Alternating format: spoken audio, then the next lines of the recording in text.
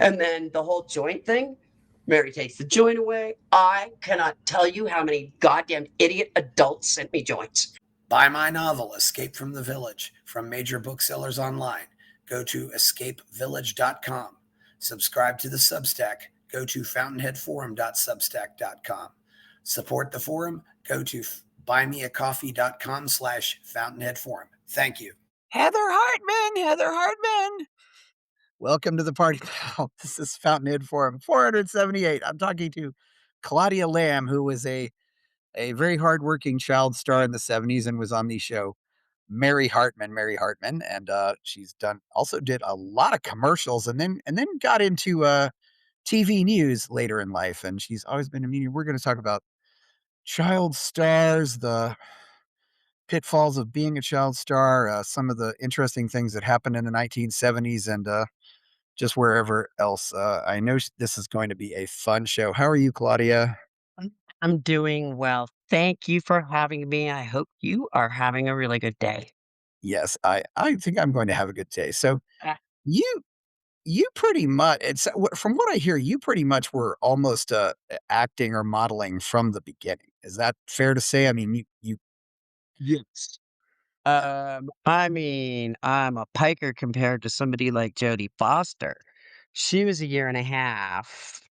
I was 3 when I got my first job. I mean, I was pounding the pavement when I was 2, but I did not land that first job until I was 3. So, and in child actorville, man, I don't know if I even really wasn't trying, you know? yeah, is it Of course. I gotta ask, is it really do the kids really wanna do this, or is it mostly mom and or dad pushing them into it? Because Okay. My question, I usually answer a question with a question, yes. which is, who in their right mind listens to a 2 or 3-year-old about anything? You even listen to them about dinner, and a lot of times it's not worth the fight about what they're wearing because, like, be your own person. But that affects exactly nothing in their life if they wear 2 odd socks and a Superman cape. Yeah. Y a 2 or 3-year-old or an 8 or 10-year-old or a 14-year-old thinks that perhaps chocolate cake is a fantastic dinner, and it's our job as the parent to protect our child and to not encourage bad habits health-wise or emotionally or any of those things.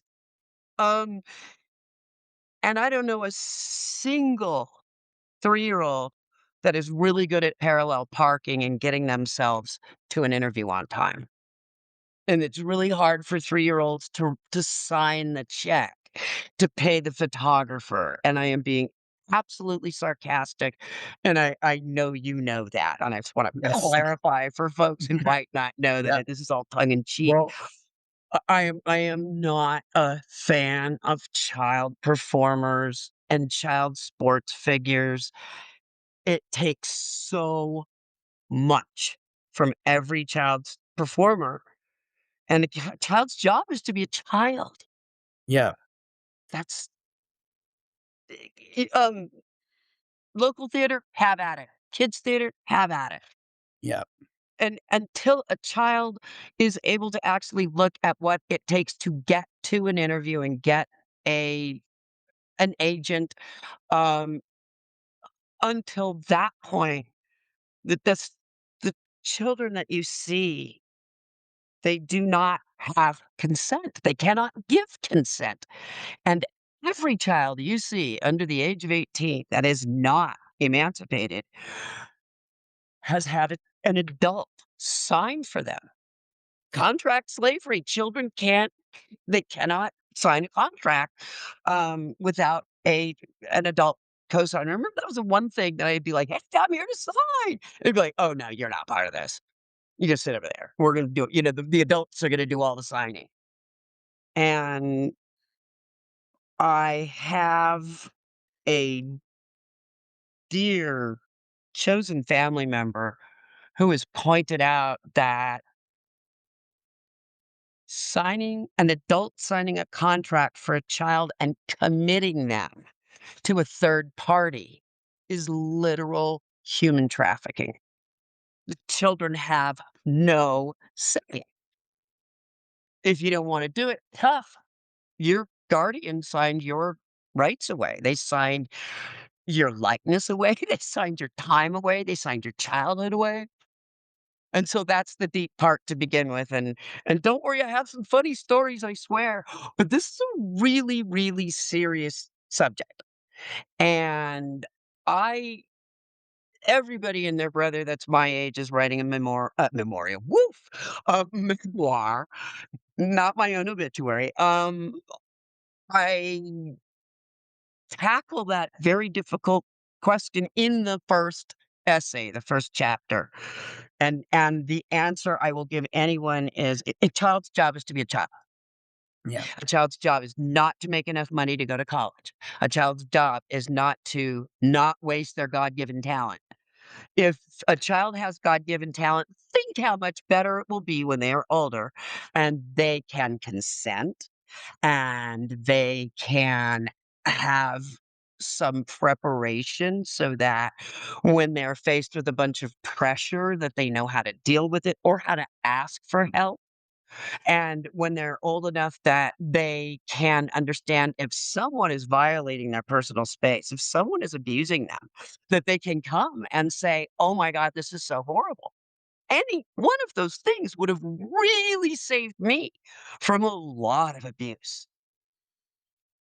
I look now and I'm like, "Oh, like, no, I didn't even know you could be emancipated," because my parents were very careful to make sure nobody around me talked about emancipation, about getting the hell away from the crazy that they were. And they thought that they hid it very well. They only hid it well on a superficial level for people that didn't have to deal with them on a daily basis. Otherwise, it was like, you are not really good people. So, Yeah. um, children cannot commit to these things that we ask them to do, no matter how much fun you're having at the time. Trust me, there will be a bill that will come that the parents or the guardian will never have to pay. It is a bill strictly born of the child who gave their childhood to that business. And the majority of us commit the cardinal sin of growing up. And then it's like free for all sharks and piranhas. I feel so lucky that I only had a lot of damage, only like the fame trauma and my parents, that I didn't have to live all of that in front of cameras, in front of people carrying a video recorder. Like when I was younger, you could see it. It wasn't on pervert glasses, you Yeah. know. And um, I was very careful not to be like my whole life. I've been very careful about people and cameras and public. And if I'm in a very busy place with a lot of cameras, I will always have a piece of paper with me and do something along this line because it's none of your business who I am and what I've been doing. And I didn't get the choice. And this time I do.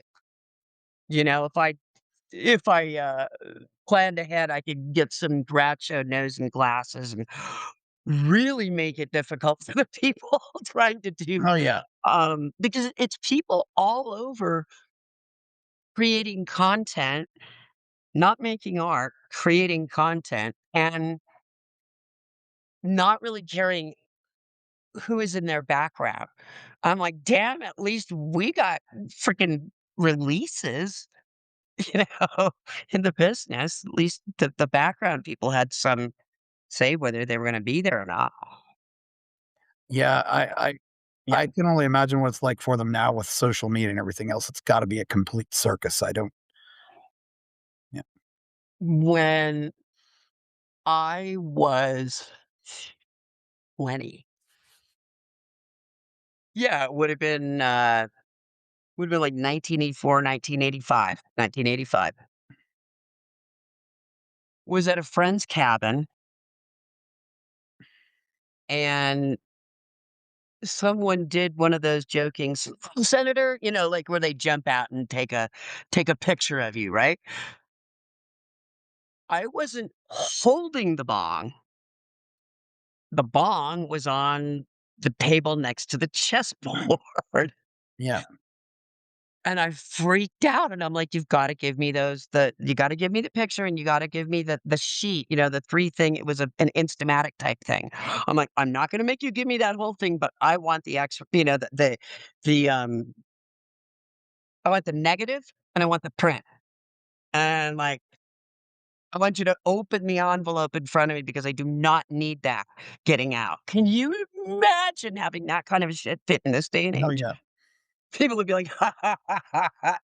I was 20 years old, and just the notion of being in the same room as a bong with the picture was just, like, really, really for me, like, I had it absolutely ground in my head about always being on.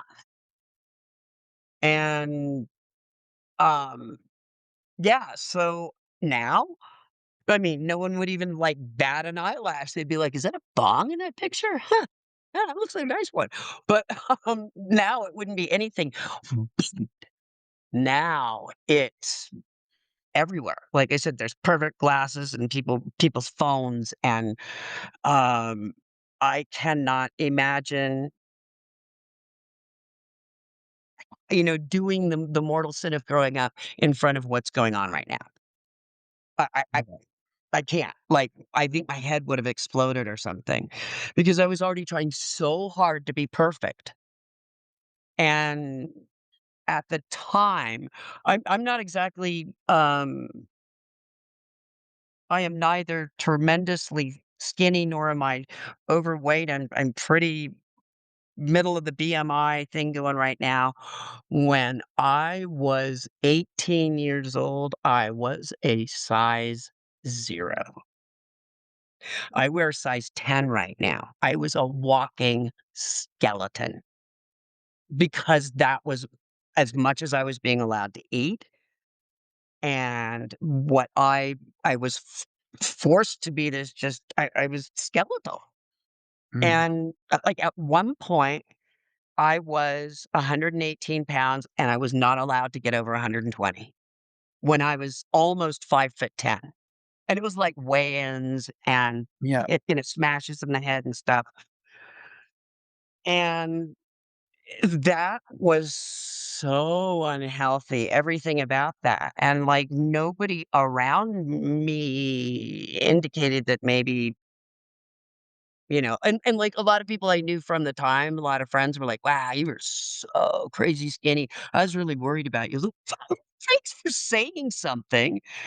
And then the flip side to that was, but I wanted to be that skinny. I really wish I could have been that skinny. And, of course, now we look back at how we treated women, like, the '70s, we treated them like absolute ninnies. And then once women got the ability to have a credit card, get a mortgage, buy a car, buy a house, get a mortgage, um, have a job, have a career, make their own money, the very beginning of that, oh, then it wasn't about how stupid women were. It was about whether or not you had sharp knees. Like, were you the perfect, woman? And this is the day before sculpting and everybody having new boobs and a nose. And, um, I mentioned the new boobs and a nose because that was really kind of the last straw for me. Where it was this there was my Rubicon, we shall not pass it. My own mother wanted me to go get those fake early '80s silicone titties with a Betty Rubble nose and dye my hair blonde. This year all is white, my friend. I had sort of chestnut brown, reddish brown. The longer I was on Mary Hartman, the browner my hair got 'cause I wasn't out in the sun at all. I was in a sound stage or there was no afternoon hanging outside. So, but I didn't wanna do any of that, and There was a lot. That right there, that was the final straw for the being bullied, and I was like, "I'm not gonna do this anymore." Yeah. And I will tell you about the final straw of when I walked, um, but I did want to revisit the being younger thing and then let it go. Right. Um, there's not a child in the world that can actually give consent. Yes, they is it fun to be recognized and go to the front of the line? It kicks ass. It's really, really sometimes being famous is really great.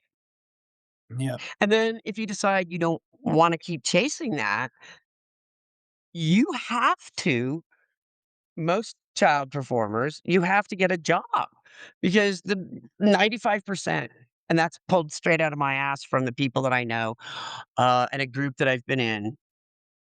95% of the children or the former child actors, there was there was nothing left.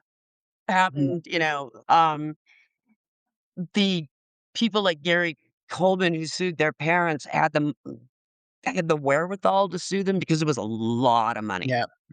And they had purchased Yeah. property, and he was gonna try to get it back, but of course, Mhm. that was another whole train wreck. Every single thing they did with his money was just an absolute train Yeah. very close to my parents, and here's the fun thing about that. Stage monsters, the parents who sign their children into contract slavery and then turn around and spend the money that those children make, people that are like that are incredibly bad with money. So Yeah. people I that can will imagine. grub and do Yeah. anything for money are usually they don't have any money smarts. And, not all, but most of them don't have money smarts, but the so few actors got to be 18 Yeah. and there was anything left but smoldering wreckage. Yeah. That's true. Gary Coleman, of course, is a really sad case also because he just had all kinds of health issues.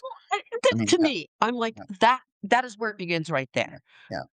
And any parent, again, I mean, I'm gonna go back to contract slavery. Mhm. For a child with a kidney issue, Oh, with yeah. almost killed him a bunch of times, and they were like, "Are you done with the dialysis? Yeah. Chop, chop, we got places to be. You gotta go say what you took about Willis this week. Come on." Like, I'm horrified Yeah. at how he was treated, and I remember being a little kid and going, "But he's sick. Yeah. Wait, but he's sick," you know? And he did not find a hell of a lot of peace. And I just yeah, this is my heart breaks for all of these people whose parents, me included, whose parents looked at us as a spigot of money that they could go turn on and off. And when there isn't any like he died young and there was like no there wasn't even dignity from the press in the way he went. They made a big fucking deal about it and made kind of a lot of Natalie Wood type stuff, like, "Oh, she had drugs in her system." Yeah, she had aspirin in her system. There was and the people pulling up the 911 call and playing that, and then that being on the heels of, Dana and Yeah. on and on. And coming from exactly that era and having gone to the same Christmas parties from Norman as them, like, these people weren't my friends, but I didn't know the word when I was younger, they were colleagues working for the same Yeah.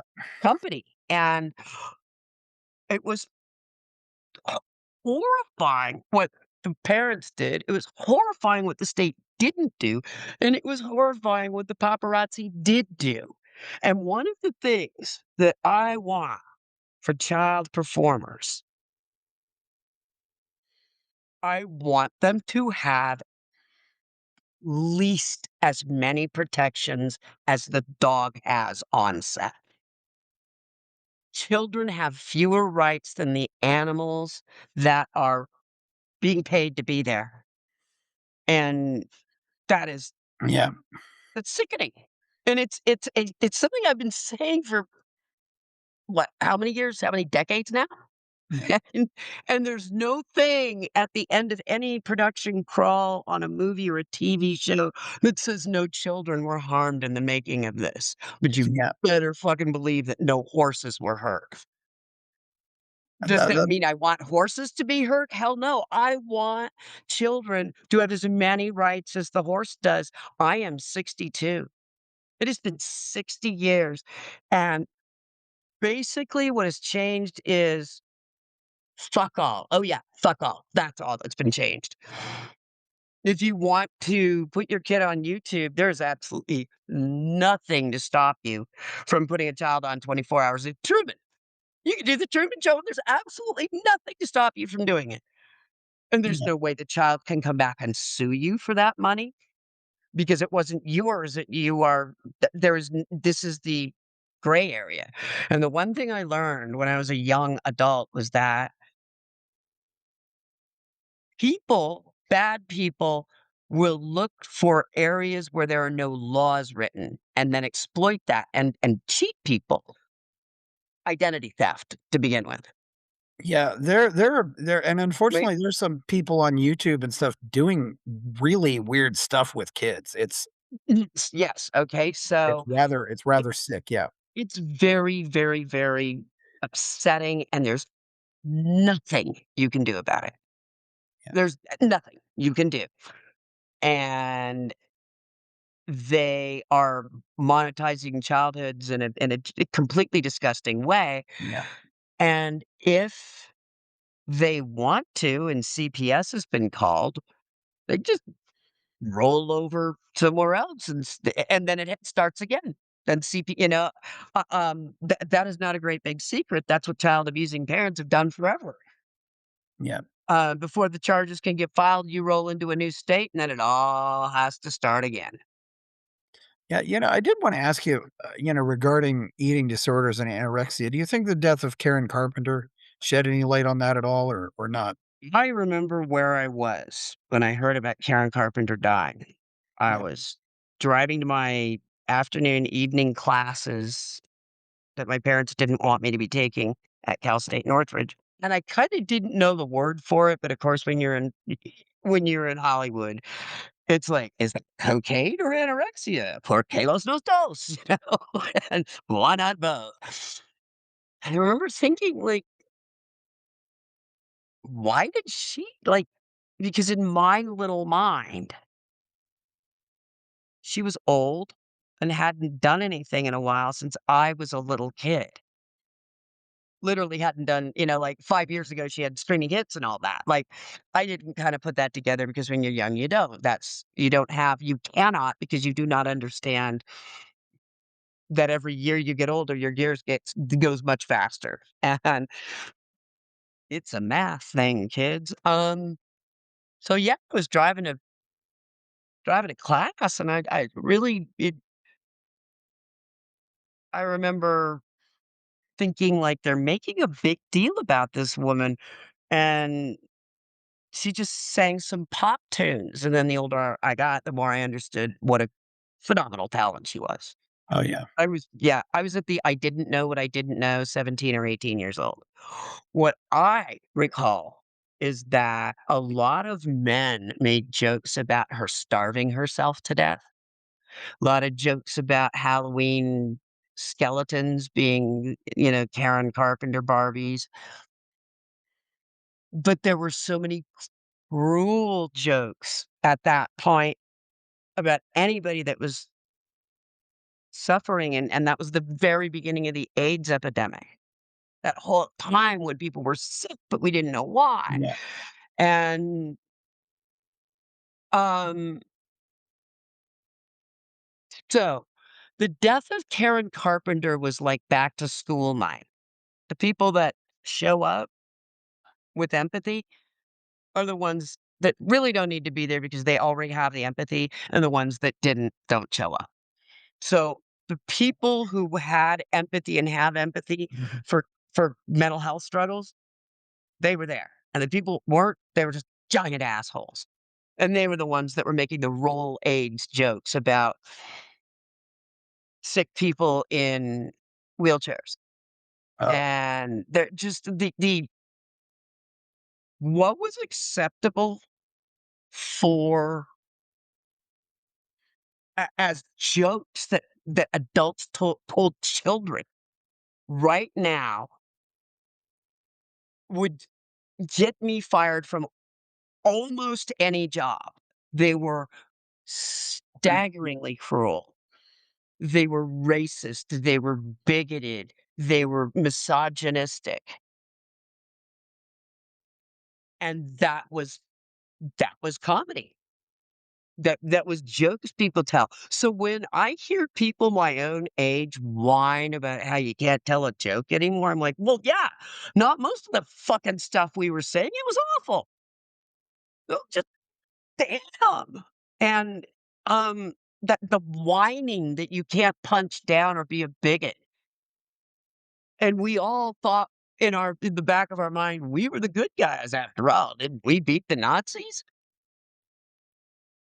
Because when I was a kid, almost every damn movie was a musical or a war movie. And that's why in a great fashion, the late 60s, everybody points to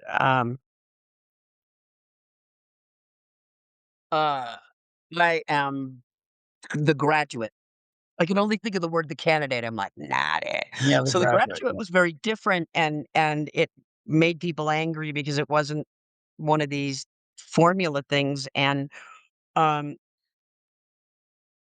people embraced it because it wasn't a musical. Like, at that point, musicals were as done as superhero movies are now, and so were war movies.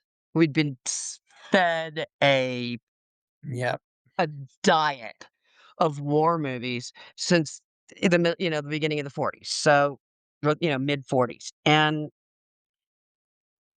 when we reluctantly got involved, and then there were all these movies saying maybe we should ask what happens after the fighting stops. What happens when the people come home? And then the movies in the early 70s. And then while that whole thing was going on with the deer hunter and questioning what the hell any of these wars have ever brought home, but broken hearts and trauma and coffins and all, that type stuff. yep, And that was really like, are you really patriotic if you ask that? Shut up and go die. And of course, the Vietnam being the just absolute horror that the entire thing was. People wanting, like, as a child, I remember protests, and I remember the fall of Saigon and the film of people trying to get onto the helicopters. And my father sat us all down and had us all watch Nixon resign. This is a very, very, very tumultuous time. And while all this crazy political shit was going on, and while all of these really, really heavy duty protests were going on, there were these movies that should not have been made, like, um, and movies that put children into positions that they can't consent to, and I am trying to remember. I know I was looking for a picture to send you. I know I have a copy of a Polaroid that was taken. It's kind of blurry. It was a dark. I was on set. I think it was Mary's kitchen, and the lights were out. The Klieg's were out, so the picture was dark. It wasn't, it wasn't lit properly, and it was a little blurry. And it was a Polaroid, so it was a flash. And it was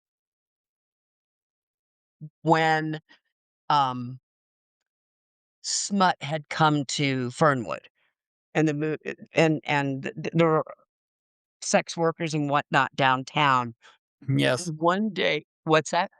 Yes, well, one thing I remember is they had some very funny acronyms on that show. Yes, they had really, really, really funny For acronyms. example, there were, like, Mm, like, there was the Fatso acronym right, that was right. And or the other um, things, like, when yeah, they were clearly referring to something else, like dimes for disease, yeah, instead of the March of Dimes, or, yeah, that yeah, type stuff. and Um, Fatso was like, again, it was something like Riva, Fernwood against overpricing and basically right. protesting inflation. Um, that would have been Riva Yeah, Rose, who was Coach Fetter's wife. yeah, Someone took her standing there with that sign and blanked out the words, and turned it into a meme generator type thing. And they sent one to me that said, like, "Do your own research." And, it was very yeah, funny because it was like we were joking about that, but, um, yeah, the that so, that was very, very funny. yeah, Um, I absolutely lost my place. Hi, ADD. Um, yeah, before I went off on that, the when oh, I'm gonna pull an absolute blank, so let's talk about something yeah, adjacent to it. yeah, Being in the Fernwood universe, meant always having to know your lines at 10 and then know your lines at noon. Because yeah. they were always rewritten. But, hmm, Oh, wow, yeah, these fires. I am in Colorado, and we don't have it as bad as some, but we are getting the smoke from Utah, and yeah, I only have to deal with smoke. A lot of people don't have their house anymore. It makes me yeah. very sad. I have a great deal of empathy Yeah, I'm there. glad you still have your home. Yeah, yeah, it's, it always helps to be grateful for what's going on. So I just wanna say, you actually you actually had booked a lot of commercials, and I'm gonna And share this. I did, and I just remembered it's the ADD mind. And let me write this down again. Commercials. So we have been talking about maybe some things that shouldn't have been. Yeah, This Polaroid that I have, the Polaroid that I have is me in 4 or 5 inch platform shoes with a mini skirt, mid to high thigh, and a shirt that is tied up. I look like a sex worker, and I have a mole on my face. And there's a funny scene early on where I'm pretending to be all adult, and I have press on nails, and I have my hair out of the braids, and I'm, oh mother. But this is me looking like a streetwalker. mm, This is me looking like a sex worker. Who the fuck approved that? yeah, I was 14 when I got off the show. So the oldest I could have been was 14. But I think I was 13, and I'm gonna do some I'll do a little research yeah, on this because a dear friend of mine will be able to, like, basically probably send me a screenshot and say it was this episode. Who thinks that a prepubescent, a tween on the verge of having her period for the first time should dress like a streetwalker? yeah, Where Where were the brakes that was supposed where was anything that was supposed to stop that?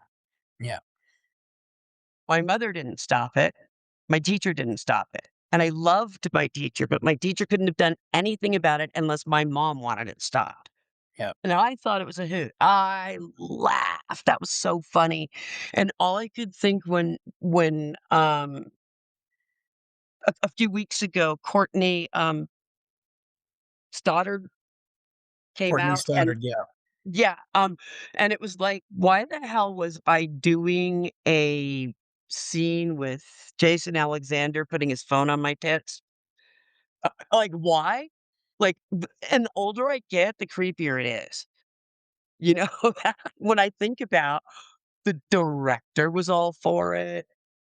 Nobody saw a problem with me being dressed that way, and Yeah. it was reflective of the era and what was being put up with. I'm not sure.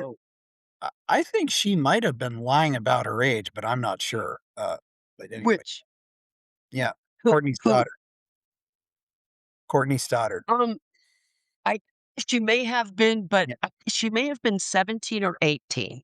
Yeah. And it doesn't like, I'm sorry, but nothing magical happens on the night before your 18th birthday and the day after. You don't suddenly gain huge amounts of Yeah. wisdom. Yes, there's a huge legal line, but like, and she also was literally contract slavery. And she has all of my compassion and empathy. And I'll tell you, the patron saint of performers is Britney Spears. Yeah. Yeah. You know, No, she did, nothing about that was right. well, one thing at all. Yeah. Yeah. Yeah.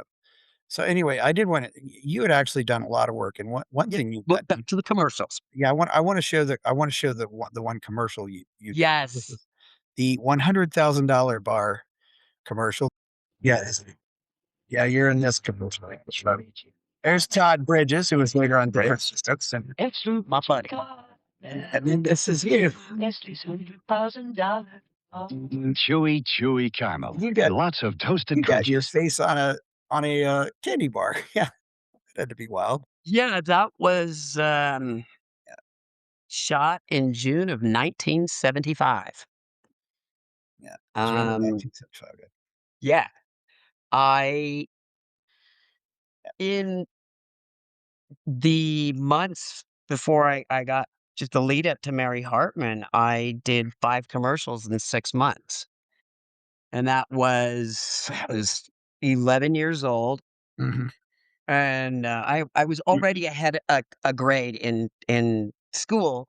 They popped mhm. me up from kindergarten to 1st grade over President's Day weekend, uh, because I already knew how to read. I already knew how to write. Yeah, I have lovely pattern recognition with my neurospiciness, so I was recognizing words when I was 3 and reading the little, you know, preschooler books. oh, wow. And so by the time I started kindergarten when I was 5, I was reading at I think they said a 2nd grade level. They wanted to pop me up. And what that reading did was I also had the ability to memorize. And that um was a huge thing. So first first agent was 2, first job was 3, and that was a print job. Um My first commercial was when I was 5, and that's when I got my SAG and AFTRA card, and in between that or when I got my SAG card, before that, I did a bunch of radio commercials for Foremost Dairy in California, and, there's a whole bunch of them. And what they would do is they would come in and they would give me a script so I could look at it. But the adult would read it to me how they wanted it done, and I would just blast it back at them, and they were like, "You are so easy to work with. I'm mimicking you." This that was so Yeah, that was my got a lot of, like, she's really easy to work with, and I did a ton of catalog, um, and calendar work. Back for anybody that's not a geezer like me, any of you whippersnappers, calendars were actually They were paper things that went up on the wall, and they had pictures on them, Yes. real estate agents would give them away, and shoe stores would give them away, and the Bank, your pictures insurance man, yes. banks, insurance, yeah, and you would have these calendars, and it would have their little name on it somewhere, and they would buy them from a company that would, they would come in and bring copies of what they might look like. I almost said, the way they used to sell checks, and that's another whole story. Yeah. Tomorrow. But yes, so these calendars, they needed models, and I was really good. I didn't melt down because I knew that if I melted down, there would be hell to pay in the car on the way home. So Yeah. when I'm 5, I do my first commercial. And my first commercial was 5, and by the time I got onto Mary Hartman, right at the end of my 11th year, I had done 55 national commercials, and that is a phenomenal amount to work, but I kept getting it was a much smaller business, a much smaller town, and kids who were difficult to work with didn't get called back on interviews, and kids who were easy to work with, so as a young child, I was quite often what they call the standby, which you would do some stand-in work. It was a dual role, stand in, stand by. So you would stand there and they would light it for you. And if the other kid melted down, they'd just hustle me in. And that was that was my specialty. And when I found out that that's like, oh, so if you screw up, I get to do the principal job and be on the commercial. Got it. And I'm already Yeah. being told to win at all costs. I never sabotaged anybody. Yeah. Um, but I knew to play to the gallery and I knew what the game was about. And the first time that happened, was they used to do industrial films. There's a really, really good documentary about the industrial films called Bathtubs Over Broadway. And Yeah. it from one of the writers for David Letterman. Please forgive me. You're wonderful. And I love your documentary and I've watched it a bunch of times. Those industrial films were the bread and butter for the regional conventions that said, like they would be Ford Company would like, "Hey, we're having a party," and they'd all go to some convention center and drink like fish, and they would show this industrial film, and usually when the industrial film ended was when the drinking really began, and I was in an industrial film in the late '60s for this fantastic new item, and it was called Talk Guard. It's the first child safety seat, and, the girl that they had that they wanted to do it, she was, your kind of Aryan looking, beautiful blonde curls and blue eyes. And they had me as a backup, again, as a standby, like if anything happens, you'll walk in and do this. And they lit me and I was having a good time and talking to everyone and happily got up and walked away and they brought the other little girl in, and I didn't even get to the craft table, which is what they call it now. Basically, then it was a plastic folding table with some stale donuts.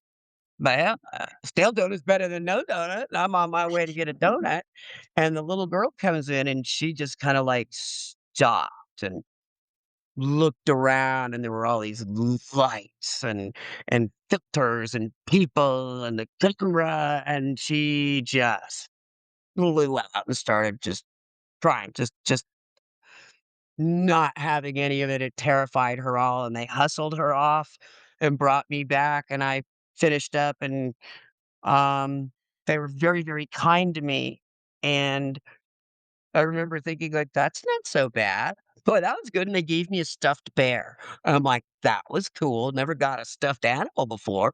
So I was thinking like, "I might use Yeah. this to my advantage the next time because I had done a couple other stand-in for the calendars, like, again, because I had a good reputation. I didn't cry. I knew better. If I cried, I grew up hearing, "If I will give you something to cry about." So, I knew to just keep smiling my apple pie smile. Yeah. And the next time I had that opportunity was the first commercial I did for Gain detergent. It was supposed to be a spec spot, and the clients loved it so much it was on the air within 10 days, which I never had another spot that ever did that. Yeah. It's just phenomenal, and it played a whole bunch, and about a month after they started playing it was the very first time I was recognized in a grocery store by another woman in a cart, and, I was in the cart with my mom.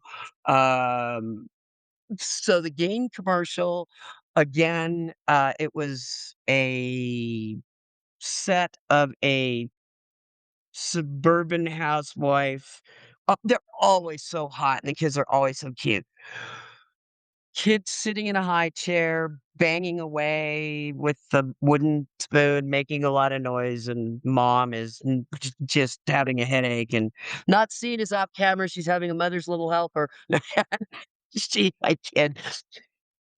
Gain detergent makes everything better because that's what all of those commercials were. Yes. It's like, "Oh, it all makes it better," and the end shot is the mom's really happy and the kid's really happy, and she's, like, playing or whatever. But she's not beating her spoon against the high chair anymore because, I don't know, guys wrote it. Like, you always know when the men wrote it 'cause, like, that makes no sense. Why would the child be happy about laundry? But that's, even as a little kid, I'm like, "Alright, whatever. They got donuts. I see it. I see the donuts from here."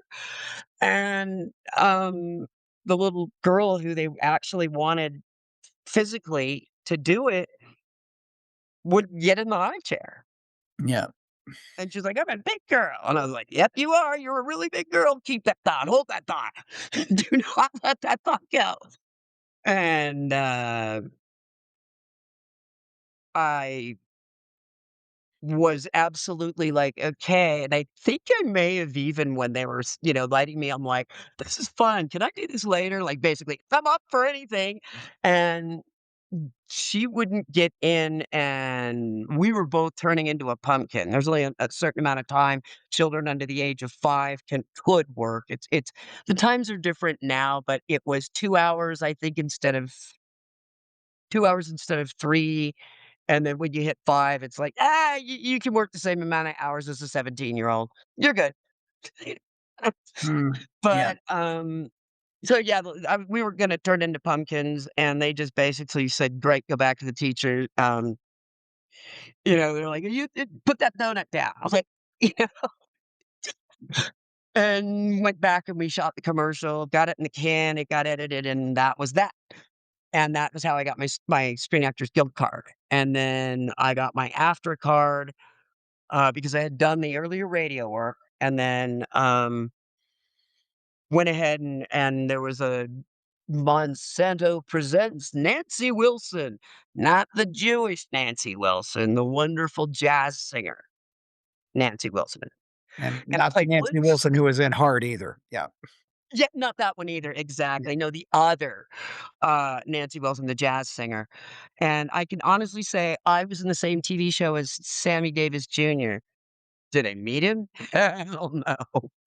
We just did it. We came in and we did it. There were a bunch of little kids. And it's funny because IMDb is like, I appeared as self. I was a singer. I was a cute little kid that could, Yeah. I worked long hours. I was cheerful. I did what they told me.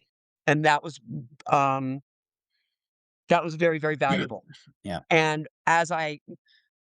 when I got to be, old enough and working enough that I got what they called a litho. It was a composite. There would be your name on the front with your picture on the front, a headshot with your name and your agent's name, and you turn it over, and there'd be pictures of the different characters you could be, and then there was a blurb.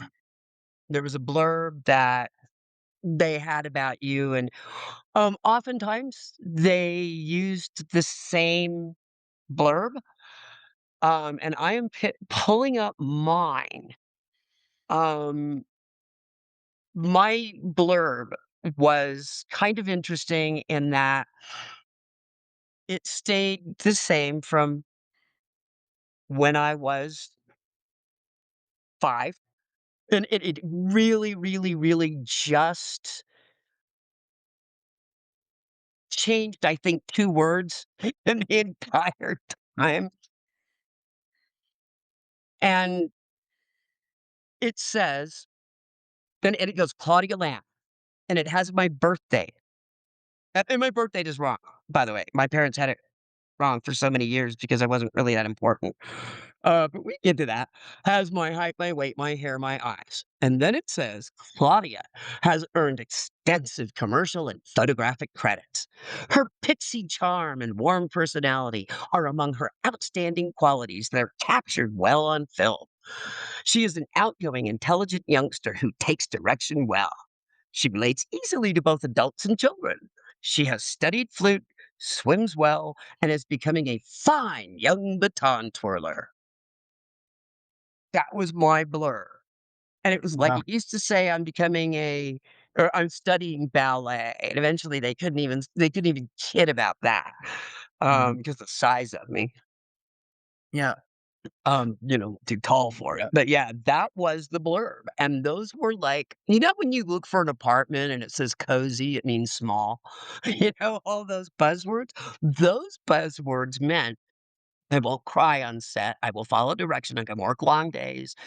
Um, they're basically assuring the Mhm. client that if you really need it done, she'll get it done. She'll get it done before she turns into a pumpkin. Yeah. And that was what's that?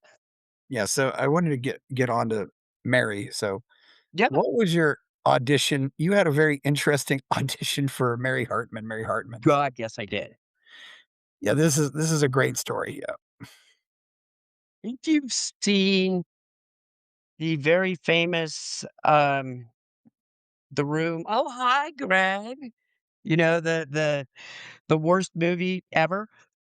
There's a part in it where they talk about Iris Button. Iris was my agent. Mhm. Iris was also the person Yeah. who said to me, "You don't think you're pretty, do you?" I Oh, mean, jeez. that role went to a pretty girl, and you're not pretty. You know that. I know that. It was like, wow. I may have been 12. I might have been 13. Anyway, um, when I was doing all that work, like I was freaking knocking it out of the park, and there were catalog work that I did. This was 1975. This is the second half of me being in 6th grade, end of elementary school, primary school. And I did all these commercials and started middle school and was cast in Mary Hartman on the first week of November of 1975. How I got there was my mom was very angry at Iris Burton for not getting me better interviews. And my mom was like, "Hey, she's gotten 5 commercials in 6 months. Come on. Do you have another agent or do you have another client that works this much? I don't think you do. I know all your clients you don't." And the 2 of them got to arguing, and I really can describe it. It was vulgar and ugly, and having to sit and be the badminton birdie that they were smacking back and forth. And my mom threatened Iris if I didn't start getting interviews for good parts for movies and TV. Like, you can't just keep sending her on commercials. She needs, because Iris was making a lot of money off of me. So were my parents, and my parents wanted to make more. And Mhm. Iris didn't want to upset the apple cart. And it was during that time that I wanted to know about a movie that Tatum O'Neal had been cast in, and I just wanted to know why I didn't even get the interview. And that was when she said, "You don't think you're pretty, do you?" They wanted a pretty girl. Was that Bad And News then, Bears? no. That was Bad News Bears was another whole thing. Okay. My parents, I was in contention for that, and I am not saying I would have gotten it and she wouldn't. I am saying my parents are fucking idiots. I was on a soundstage at that point with Mary Hartman. My parents cursed Mhm. the blue streak, and they didn't think that the Bad News Bears would be good for my image. I'm like, "Oh my god, I'm on Mary Hartman."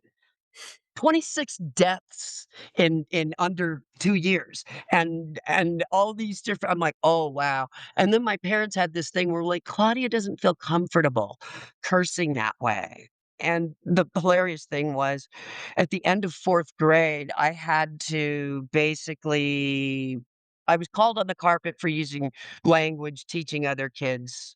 We were all comparing different dirty phrases we knew, and I knew a lot more than anybody else. So it wasn't like I had problems with it. They were terrible people to work with, and that's why after I got off Mary Hartman, the offers were not falling in my lap. My parents were just impossible to deal with. So, so there we are. I've been told I'm not pretty, and trying to manage those feelings. My mom gets angry again at Iris. Where are the interviews with all the false stuff? The recasting and the parts are going to be doing. Come on, why weren't there any interviews?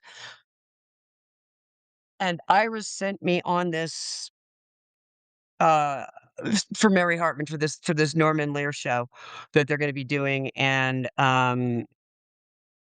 the casting call was for a girl who was 14, 13, 14. um Bad acne, frizzy hair, overweight was okay. I I'm not seeing any of that in that picture that you're looking at there. Yeah. I'm 11, that was the day that we all met, did the first table read, and had lunch from Chasen's. Norman had Yeah. it catered from Chasen's. So, that's me, that's how I went into the interview. That is exactly how I went into that Yes. interview. And that interview was on a Wednesday, and I read for them, and they liked the way I read, and had us watch the 2 pilots to see if that was something my mom would be okay if I was gonna be in. My mom was like, "Great, great, great, TV show, don't care." And, there's a lot of other stuff behind that, but the book no, I'm kidding. We'll be here all night if I continue talking that about that. But Yeah. I got home the next day from school. I had my 5-week report card. It wasn't great, because I was always on interviews in the afternoon, and it was really difficult to do my homework Mhm. and, in a car. And so, anyway, my mom was yelling at me about my grades, because if my grades were good enough, I would lose my work permit, and my work permit is what you need to work on camera. You have to have a work permit as a kid, or you did when I was. Yeah. Yep. So, after getting the obligatory, my mother was incredibly violent physically. Yeah. If you look right there, that bump, that was where she broke my nose when I was 16, Oh, which geez. is why she wanted the nose job, because she didn't wanna have to keep looking at where she busted my nose. Yeah. And, um, the that afternoon, she'd been spoken to by several wardrobe mistresses over the years who were trying to dress me for different commercials, about how, there are bruises visible. So she started hitting me in the back and the head, and the head damaged my vagus nerve, Oh. and I deal with it now, vertigo and gastroparesis. Oh. But, um, again, I got off luckier than a lot of kids did. I got off a lot luckier than a lot of kids did. And I remind myself of that. So, she had physically abused me, sent me in my room with my algebra book, and I was trying to figure out I couldn't what I couldn't before. She comes back in the room, and I'm like, "Oh god," and it's round 3, she's come for more. And she's like, "You need to get dressed." And it's like 5 o'clock in the afternoon, quarter after 5, it's dark. And she says, "You were supposed to be in Norman Lear's office at 5." And somehow Iris never called us. And she said no one ever called her. Production doesn't matter. So here it is. It's quarter after 5. And we got to go over the hill. That's an hour drive from the San Fernando Valley over to Hollywood. They knew that they knew we were coming and it was going to take a while. So I go rolling in there and they like wave us on the lot and we drive up and I, run. They tell me where to go. I go up the stairs. I don't even wait for the elevator. I run up. My mom had really bad arthritis. So she walked slow and she's just like, go, go, go. And I go in. They hustle me and there's no one. There's no one in the waiting room. It's like 6:30 at night. The secretary's gone. There are no other kids. Everybody's gone. There's just me.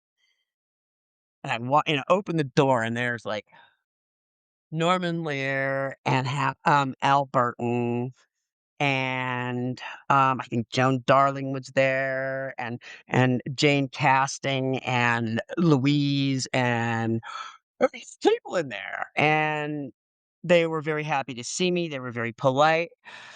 We were doing the same couple page scene that I had done the day before. And they're like, just do what you did yesterday. And I did. And I did it with Louise. And it was really funny because everybody's like, oh my God, you're going to get to meet Louise Lasser. I had no Yeah. idea who she was. And I vaguely remember thinking, oh, yeah, that's the lady from the Woody Allen movie I couldn't watch because they said it was. Nope, you don't want to watch this one. Go to bed.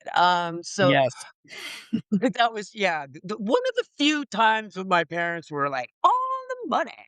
So I go in with her. We do the scene. And there's some like, okay, and I thought like, okay, that was really good. I think I did pretty well there. And then they said, can you do it again?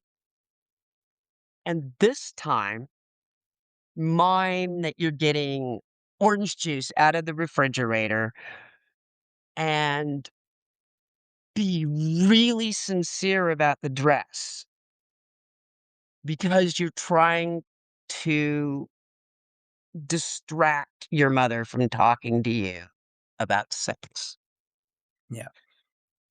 And that ended up being the first scene that we did was based on that. That it was like in number 4, and they edited it so it would be the first scene of establishing that Heather knows how to play her mom and knows how to distract her and get her to talk about what she wants to talk about. And it was a really good establishing shot. So going in and doing that, and they asked me to do all these things, and I did all the things, and we had a really good read. And it ends, and I'm thinking, what are they going to ask me to do next? And they asked me to leave. And I was like, but we okay, and I gathered everything up, to put everything. I had nothing with me except for the side, and I picked it up, and they're like, "No, no, you can leave that here." And I was like, "Okay." And um, I walked out, and I remember just being stunned because I'm like, I usually know when I've gotten it. They'll tell me right there. And I could see my mom walking down the hall, and I was like, "Oh, shit." And I didn't even last until it took for her to get to the waiting room. I crapped out so fast. She parked the car and shuffled up with her bad knees. And I mean, I didn't even last as long as that. And we walked back down the hall to the elevator, and it was pretty quiet. And I'm like, oh, this is going to suck going home. Mhm. As we're in the elevator and the door's starting to close, and Al Burton calls from down the hall. And I'm like, stick my arm out. And he's calling my name and he comes down and he has the side and he said to me, I have a question for you.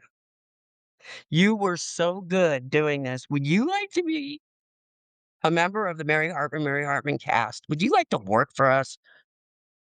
I was just like, just amazing, just jumping up and down and hugging him and hugging my mom and hugging out. And I can honestly say that was the only day I'm absolutely positive in my whole life that my mother was proud of me.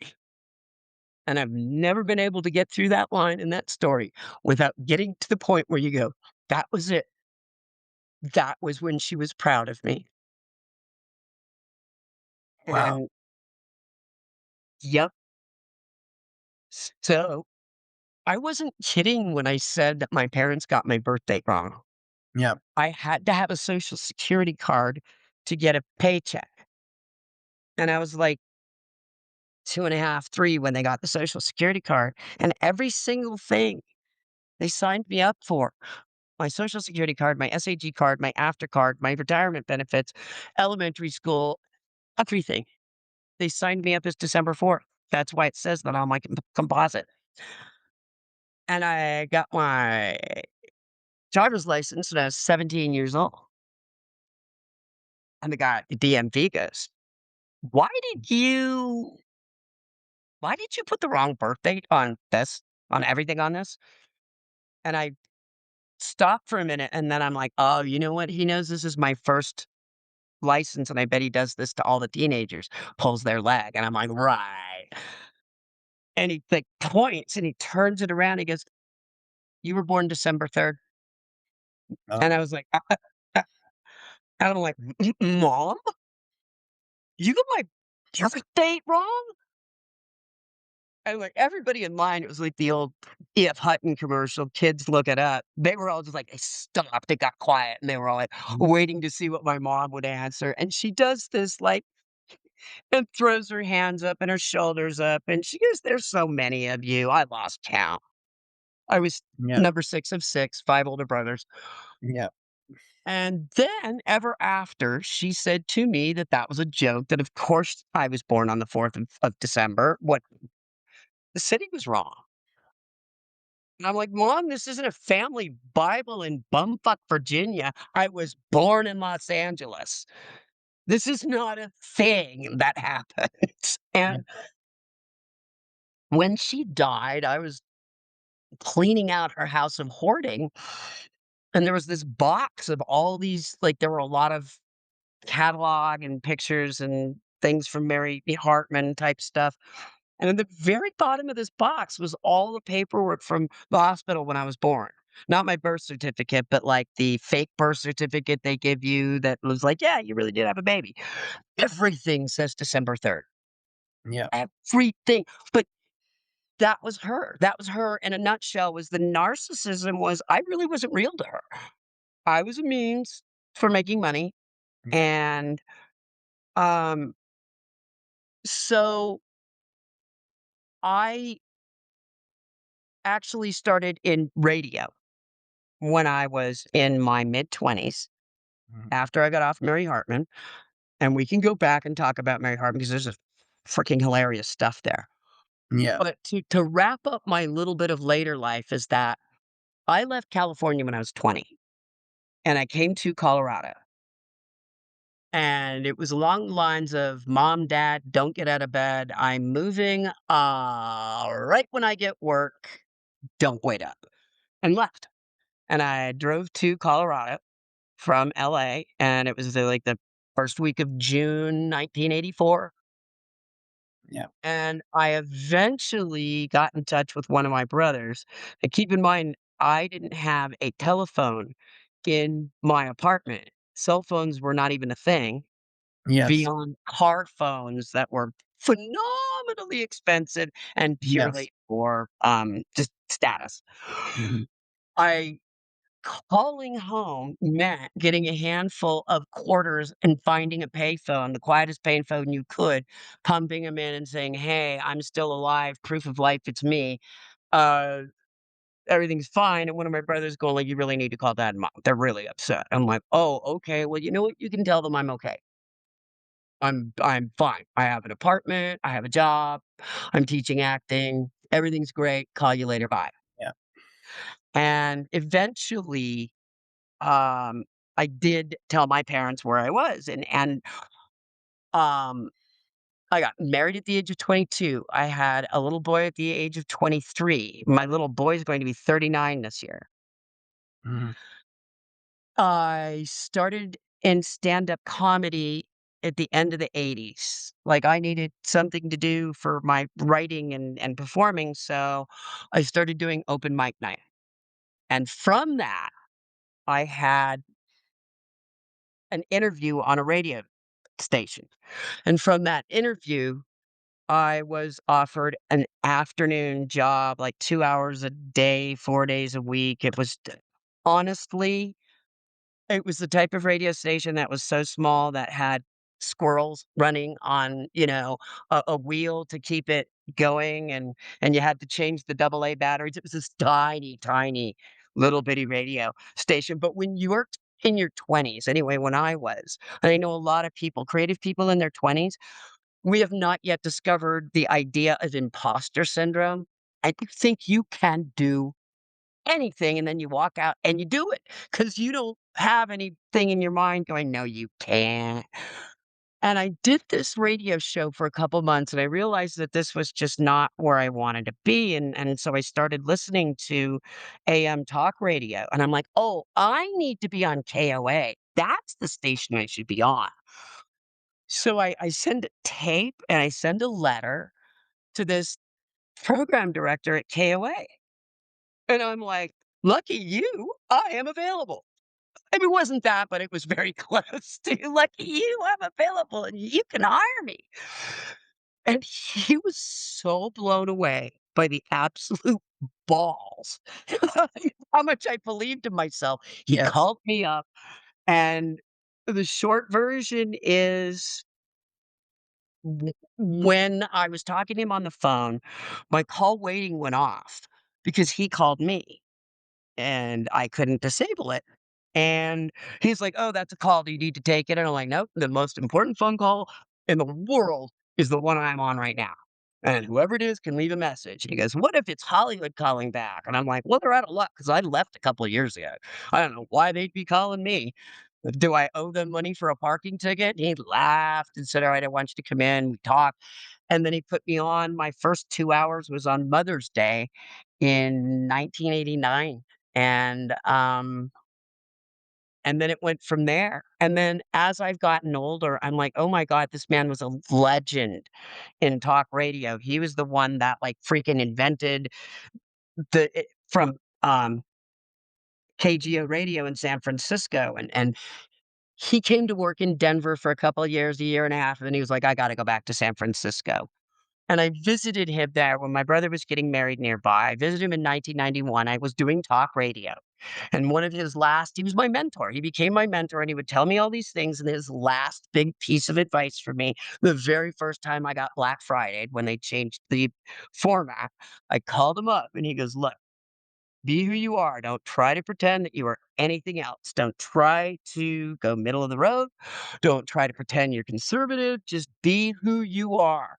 Because the people that don't want to hire you, they won't like you no matter what, and you won't be able to keep up that act. And the people that appreciate what your talent is, they know what you are, and those are the people that will hire you." And that was back when radio was a thing, and that he was right.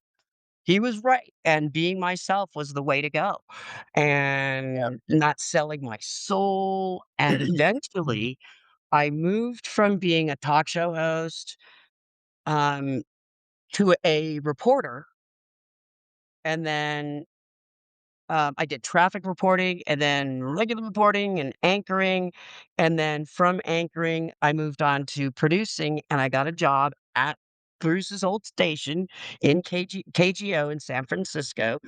And there, I won, uh, 4 Edward R. Murrow and 5 Mark Twain AP, Associated Press National Awards.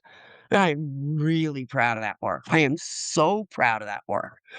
And my mom died in 2005, basically as all of the shit in our truck, everything we owned, my husband and I was being loaded into a moving truck, and she died, and, a lot of people I was the only one of my brothers, I was the only one of my family that was still talking to my mom because she was such a train wreck of narcissism and a sociopath, and I've been asked many times over the years, "What made you stay in touch with her?" And I hope this is clear. I stayed in touch with her because somebody had to pull the plug, and I wanted it to be me. That Yeah. is, of course, a joke, but actually what happened. I was the only person left. Nobody else even wanted anything to do with it, and I did have to say, like, "Yeah, no, just give her all the morphine in the world, but she's never gonna come back anyway, so don't slap her on a ventilator, don't do that." So, That's so yeah, so radio was my big thing, and the one thing I remember going back to my mom, the proudest she was ever in her life, was in that hallway. And when I went out to California to do this amazing job, and I did it on the heels of having won a Colorado Broadcasting Award, for breaking news. Pretty decent thing to leave where yep. you made it. And I remember my telling her and being so excited about the award I'd just won. And this is like in May, and she didn't die until August. And we knew all this stuff was happening, and we're packing everything we own. And my mother says to me, "You know what? It's really a shame that you wasted your chance. It's really a shame that you had to do this instead of what you should have been doing." "Thank you, Mom." Yes. Yep. And I remember thinking, like, "You are so awful." She literally said that I wasted my career, wasted my talent, wasted my life, and wasted my time. Wow. Yeah. And Well, and that but that's was very clarifying for me because I understood in that moment, I need never look to her for an apology or anything. And I read her the riot act about some things in my life and just like, "All right, you know what? Let's stop playing this game." And I spent about 90 seconds verbally dumping on her and then just saying like, "I" and this is what I developed over the years with her. When my son was about 5, and she would call up and just start screaming at me, and I would say, "I can hear that you are angry, and so I'm going to end this conversation and hang up the phone. I am not hanging up on you. I'm hanging up on this conversation, and we can resume it when you are calmer." And then you say, "Hanging up now," and you hang up the phone, and you do not pick that bitch up. You just let it ring and ring and ring and ring, and eventually you will. They aren't as mad when you stuff the phone on them. But I needed to learn to do that with my mother, and then I had to learn to do that not just in the moment, but in the larger sense that I'm dealing with a narcissist and I must let go of these hopes that will never, ever, ever be fulfilled. And I am not going to have her dying with me standing there with my hands out going, "Please give me the thing you're never going to give me." That's crazy making. So yeah. I am very glad that I had that very, very, very clear moment. The clarity was very helpful for me. But, that was I as an adult, because my parents did steal everything. I had less than $1,000 a year when I turned 18. There was, like, $10,000 Yeah. left. And, I made a new fortune. I made a new career. I went out, I did really well at it. I did very good work that was award winning, and I worked in some places that were really top of the line. I learned how to save money. I Right now, my home is paid for. I own 25 acre ranch in the mountains on the Yeah. other side, on the west side of that's why I live here in old Colorado City, because I cannot live up at that ranch. I cannot live at 9,800 feet. That's hard. That is way up there. Oh, yeah. Oh, It's yeah. Yeah. Yeah. great. It's a Yeah. great place I to wouldn't visit. want to live that high either. No. I just can't with my different autoimmune diseases, but we live like 45 minutes away. We're on the east side of Pikes Peak. We're on the Yeah. northeast side, and our ranch is on the west side of it. And we've had that ranch for 10 years, Yeah. and we ate my husband and I ate a lot of financial vegetables, as it were, in our 40s and our 50s, and it was a very good thing for us. And I really feel bad that there is that what we did is not really available to millennials or Xers or Zoomers or any, like basically a lot of boomers and Jonesers like me, they have pulled up the ladder and there's nothing there for I keep thinking when I was in my late 30s, I bought a house in Denver and I was a single mom and I made okay money, but it wasn't like where are those opportunities for Yeah. single moms? Now, there aren't houses, and all the Oh, yeah. houses that were purchased up by the vulture capitalists so that they could charge crazy amounts for rent, that was part of it was being able to uh, corner the market on supply and then um, go ahead and price Yeah. fix. Well, anyway, Mm. Yeah. so I brought up this photo of the cast of Mary Hartman, and Yeah. you got on Mary Hartman, of course, on the left is Mary Kay Place, who played Loretta Haggers, Graham Jarvis, her husband Charlie.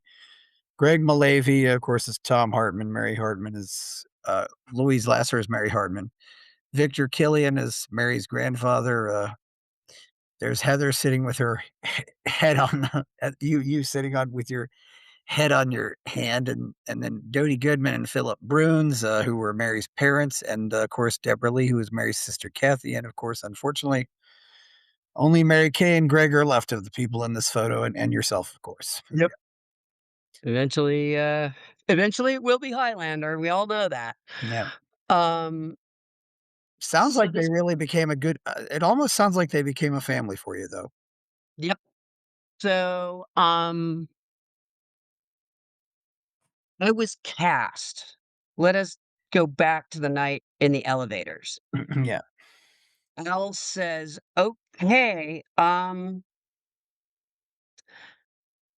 we're doing a table read tomorrow morning at 9 on the lot across the street at KTLA." Okay.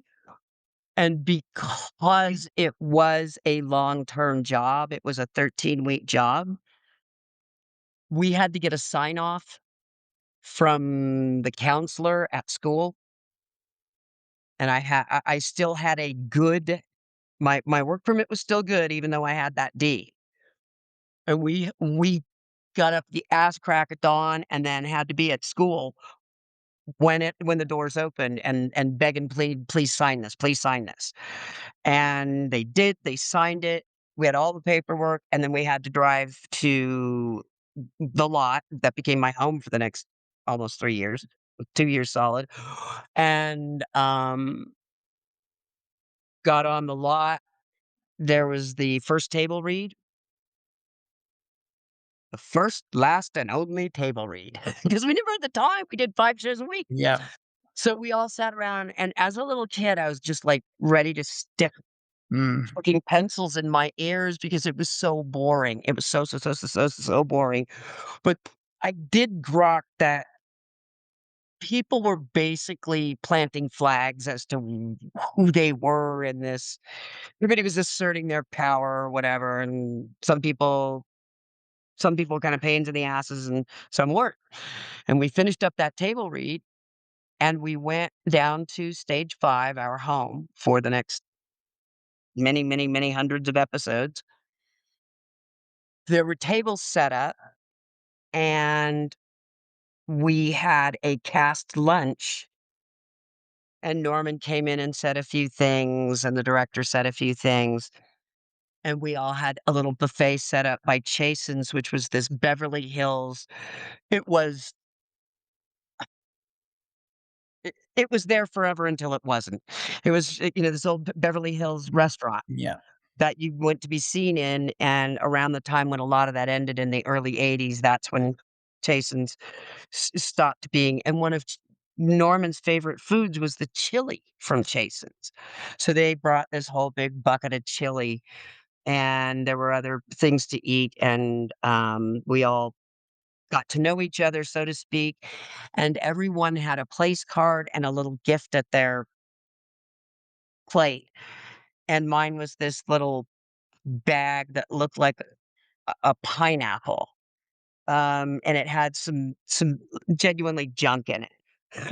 And there was a lot of just silly stuff like that. Mine had an Oscar Mayer wiener whistle and a package of stale gum, 2 tickets to the Sheriff John show, which was that gone in so many Mhm. years. Basically, silly stuff that they put in, and it let us all know that this was not a high budget anything.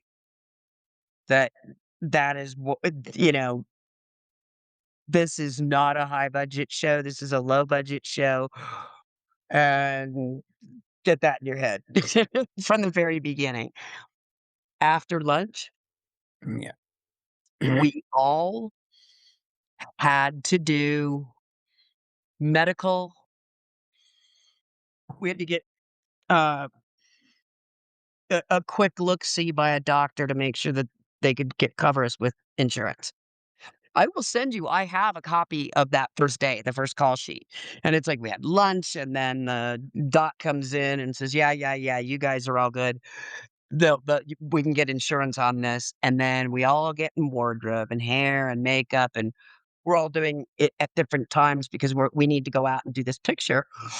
But what ends up happening is there's a bottleneck where we're waiting in our outfits, we're waiting in costume, and the costume that they told me to do is you need to bring in what you wore to the interview. And I'm the only one that picked their outfit for that picture. Everybody else was put into that costume by Sandra Baker, the wardrobe mistress.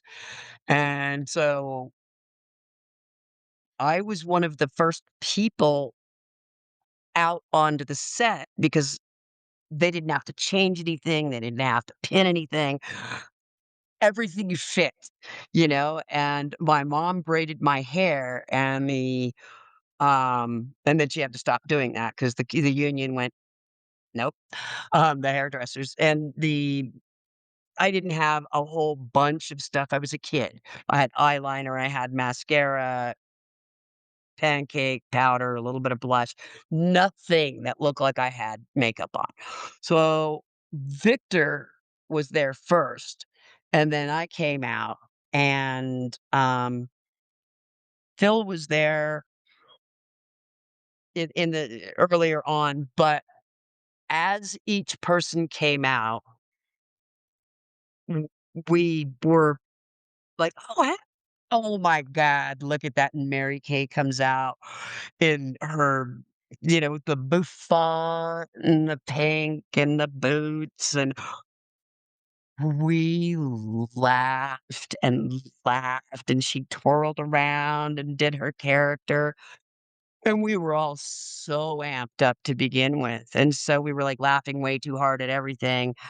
And as each person came out, we laughed and laughed and laughed, and then they put the picture together, and they moved us around, and then, okay, that's the way we want it to be. And that particular picture, they took that picture with several different photos with colored film in it, several different cameras with black and white. Like they had options. Yeah. And then there is another one where I don't think I'm leaning on it. There are several versions of that, but the one that you see is that high res one is the one that they went with, and it was the picture that hung behind Norman Lear's desk in his home office. And I know this because my dear friend, Dr. Taylor Cole Miller, did his thesis on Norman, and Norman was they were uh, very close, and Taylor saw it. He's like, "Oh my god, Yeah. this is just like the biggest, to me, the biggest compliment." of all the shows that man had a hand in 'em, all the movies, all the wonderful things he did, he remembered most fondly to look at them every day, Mary Hartman, and I remember when I saw him, the last time I saw him in 2016, and my husband took the picture of me and him, and, he we started to go back towards the window, and Norman stopped and said, "You can't take the picture that way. You'll just get a silhouette, we'll be all washed out." I mean, like, he just had it, that right there, and he just had it. He had, like, still, as old as he was, late 90s, he's like, "No, the lighting won't be right. We'll be washed out. You won't see our faces. It'll be a silhouette. You need to bring that down halfway, close it up, have some light at the" He called his own shots. He called his own lighting. And Richard did it all, and it was like, "Oh, it was such a good picture." Because I cannot tell you how heartbroken I would have been if I got home and it was an outline, and Yeah. or, even just got to the car and looked at it and went, "Shit." Because he was a very busy man. Even then, he was on the Sony lot, and they were doing One Day at a Time, and as we A were remake of One Day at a Time, yeah. yeah, One Day at a Time with, Rita Moreno, Oh, yeah. and, we were coming in. It was one of the old Sony buildings, and we were walking down the hall, and I could hear this burst of laughter, and I realized there were 2 doors to this room. I'm like, "Writers?" And the guy was bringing up I'm like, "Ah, when there's laughter in the writers' room, that's a good thing." That's a good thing, yeah. So, when Norman was filming when he was getting Mary Hartman together, and this is a story a lot of people don't know. He was the darling at CBS, and they gave him a pretty decent amount of money, if my memory is correct, Yeah. 300,000, 350, Yeah. to shoot a Because couple of pilots. he had All in the Family, Maude, the I don't know if he had the Sanford and Jeffersons yet. Son? Sanford and Son, but Sanford and Son was on NBC though, but yeah. Yeah, he had, like, at one point in the top 10, I think he had 4. He had, 6 hit shows on at the Yeah. same time. What yeah. He was the highest paid writer in television with his partner back when he worked for Jerry Lewis in the '50s. That was his first milestone was. I think he asked for 10,000 a week. He was the highest paid TV writer, and, like, Martin and Lewis were boom, they were not happy about that. And but what are you gonna do? And he carried that forward, and he had the idea for Mary Hartman from the mid-60s on. And Mary Hartman is the name of it because, everything important in a soap opera is repeated twice. Yes, that's the He's the dead, joke. he's dead, that type of stuff. So, um, he had been kicking this idea around and then working on it, and then I think it was 1974, I could be wrong. There was I think it was '74 that he filmed the 2 pilots, presented them proudly to, CBS, and CBS went, "No." I was not in the 2 pilots. Um, all the rest of the regular cast was in the pilot. They had not cast Heather by then, which is how I came to read for Heather on Wednesday, get cast Thursday, and saunter on set on Friday. They literally forgot that they had to cast Heather until, like, a couple of days before filming started, and so there was this crazy call.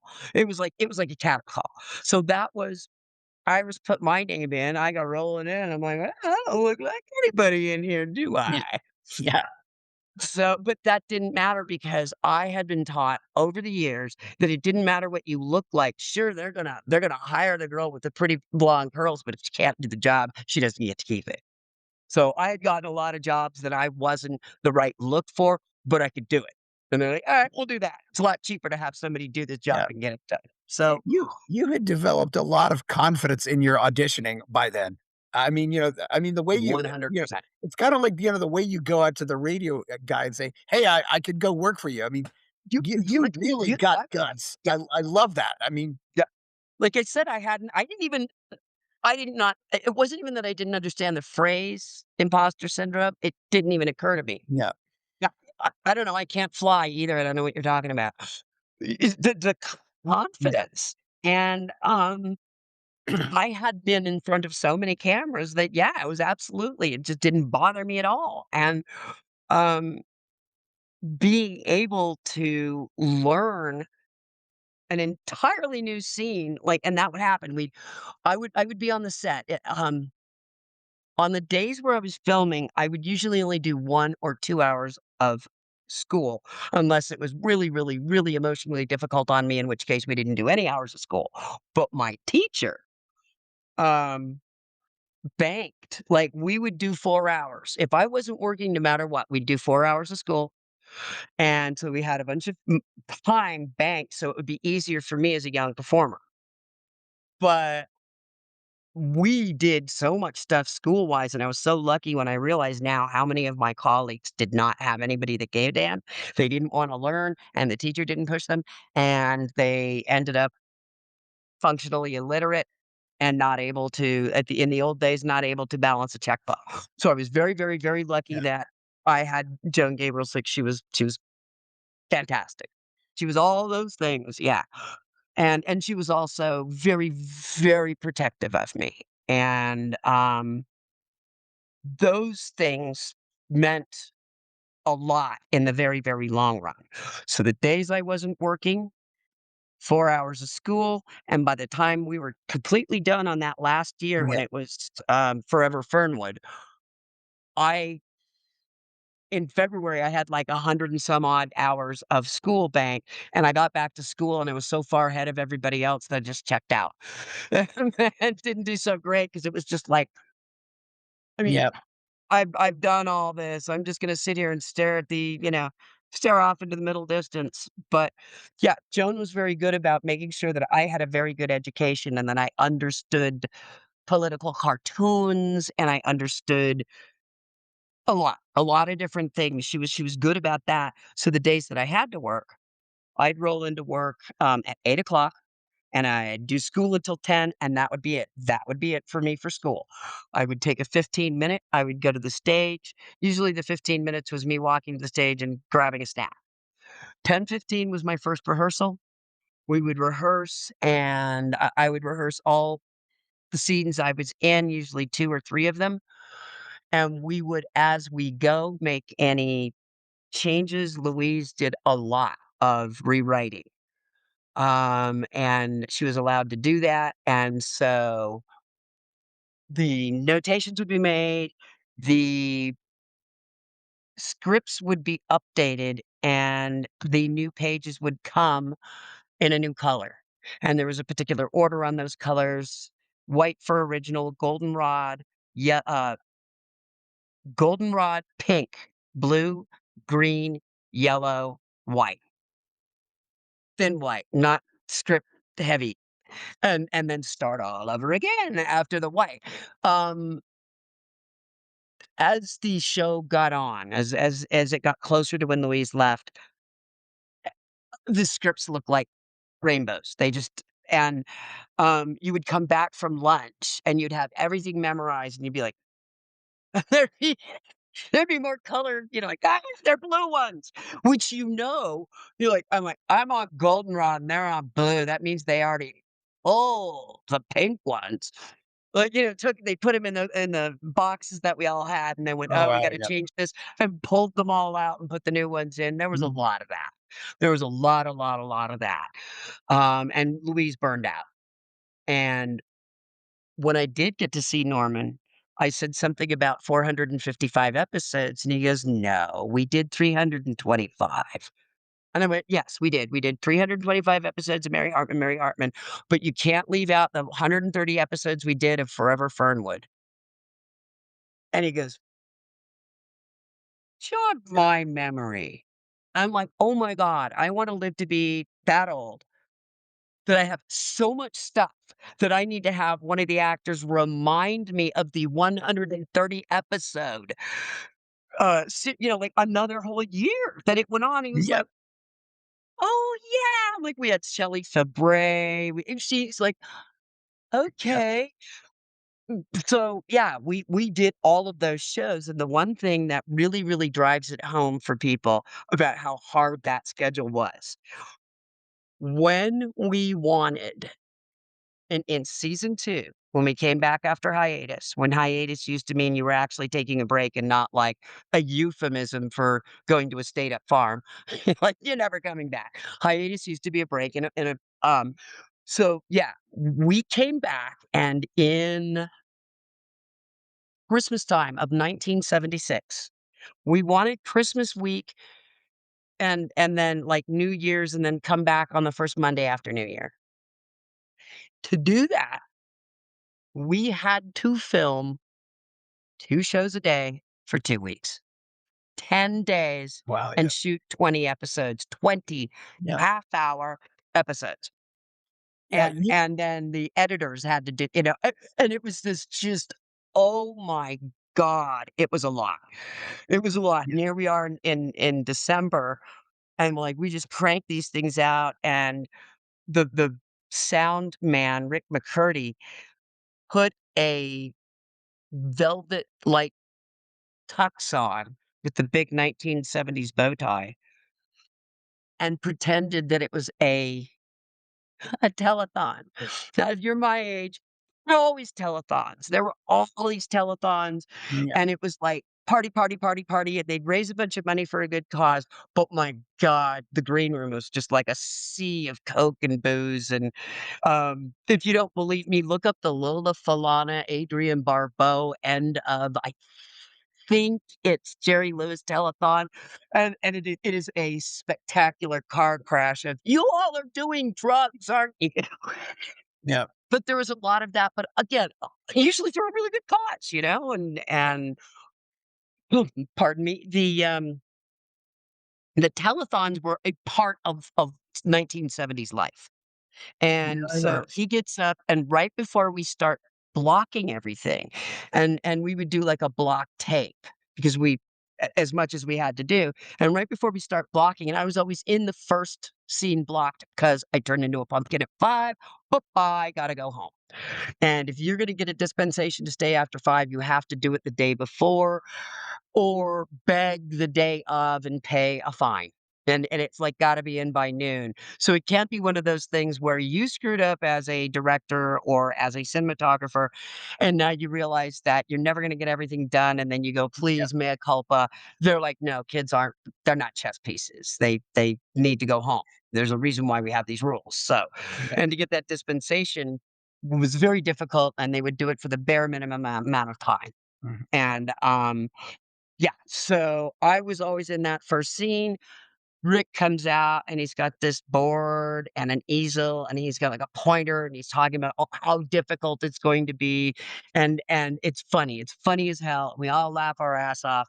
And it was the perfect thing we needed to remember, like, if we work hard, we're gonna get 2 weeks off, and we're gonna get to go skiing or go to the beach or whatever, and yeah, so that's what we did, was shot 2 we shot an hour a day for 2 weeks, and people were so burnt out by the time Christmas came around. It was Yeah. probably it could have been done if they'd thought about it. It could have been done over the space of, like, a month or 6 weeks and just do, like, on Monday and Thursday, we're doing 2 shows, and it wouldn't have been as bad, but Yeah. that was the nature of that beast. They weren't writing it that far in advance. Yeah. I mean, yeah, to put this in perspective, I mean, you did more shows than Ozzy and Harriet. You did, and you did twice as many shows as Family Matters. I mean, this is, and Wow. you were probably, Yeah. as I said, you were probably the busiest child star ever. It's for 3 years there. Yeah, and then when I got the summer off, I didn't get the summer off, I had to work. My mom would trek my ass out to New York to do, catalog work and do commercials, and it was to my mother's great anger that I never graduated to fashion model. I'm great catalog work. I have a real friendly smile, but I was never the dead-eyed model, no matter how much she tried to make me one. That just was not me. I topped out at about 5'9.5". I never had that willowy, really tall 6 foot. I didn't have that. But I had really, really good, proportion for catalog work like JCPenney and Sears and, you know, d do what you're good at. Yeah, yeah, it seems like your mom. So, and but of course, and although it sounds like, also the cast was kind of some relief from your home life. Yes, and when we were at lunch, we being Louise and her amazing partner, Michael, like, partner of 25, 30 years, Yeah, Greg and his wife, Ariana, although she sadly couldn't be at that meal, and we really missed her. So it was Greg, me, my husband, Richard, Louise, and Michael, and Greg was sporting the King Lear beard. Well, I have a picture of that I will forward on to you. yeah. And we had lunch, and they were asking me about my mom because we kinda touched on it the last time we had dinner, and, um, I said, "Yeah, my mom was abusing me every morning on the way to work, every evening on the way home." I was definitely, yes, I was it wasn't just physical, it was emotional, it was verbal, it was all that baggage that I am not the only child actor. It is, it's the stereotype, and there's a stereotype for a reason. Yeah, That stage monster, yeah, it's there are stereotypes for reasons because they exist. You look and you go, "Yeah, yeah, that's what she is." yeah. It Mm, might be something also like the crazy sports dad. It's a the Yep, it is a personality type that is mad at the world that they never got their real shot, and they're gonna force their kid into it, and the entire time tell themselves that they're getting opportunities I never had, and I'm doing this for your own good, and s so the the cast, um, there were only a couple people, like, I can say honestly, Phil Bruns was the most miserable actor I ever worked with. oh, He was wow. this car wreck of alcoholic anger, and he constantly smelled like booze, but as I got older, I understood. I'm like, "Why does he smell that way?" There is a smell that alcoholics get when they're literally, like, processing the alcohol all the time, and they sweat it out, and it's that super sweet smell that alcoholics get. Plus, on top of it, the asshole, brush your teeth if you're gonna come to the stage and you've been drinking all morning. That horrible, almost garlicky, like, "Dear God, do you think you're fucking kidding anybody?" Phil Bruns was so miserable. How miserable was he? He got fired twice by Norman Lear, and the second time was at the end of Mary Hartman and the beginning of Forever Fernwood. There is only one episode I know of Forever Fernwood on video. It is on YouTube. You can look it up. There are audio tapes. Someone put like an old Tandy tape recorder with the Yeah, old, microphone and taped it from the television and then turned it into not the Wayback Machine, but like archives. And so those exist, and I have the scripts. I have mm, almost all the scripts for Mary Hartman and for Forever Fernwood. So yeah, that's the too bad about Phil. Although there's unfortunately a lot of self-destructive behavior among actors, though. it is, and so when we started Forever Fernwood,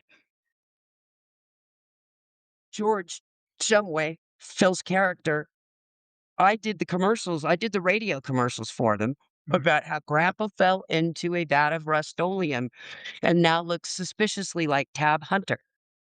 And that we brought Tab Hunter in, and the conceit was that the plastic surgeon loved making people Yeah. look like famous people. So Yeah. the first time Phil disappears and comes back, and it's like it's explained he was in like a Hare Krishna cult, but now he's back and Grandpa's reprogrammed. And the second time was, fuck you, no. Nope, nope, no. And that that says a lot about, and honestly, when I hear that he got let go from Seinfeld and they go, "Oh, yeah, we wanted someone more abrasive." And my first thought was, are we talking about the same Phil Bruns? Because he was really, really mean and rude and had like Yeah. didn't show up for the 25th anniversary and just totally badmouthed Louise to the press. And it was just like, really? Anyway, yeah, Yeah. he didn't when he got fired from Seinfeld from the pilot. And it took me a few years to realize, oh, they were probably being tongue in cheek about him being abrasive.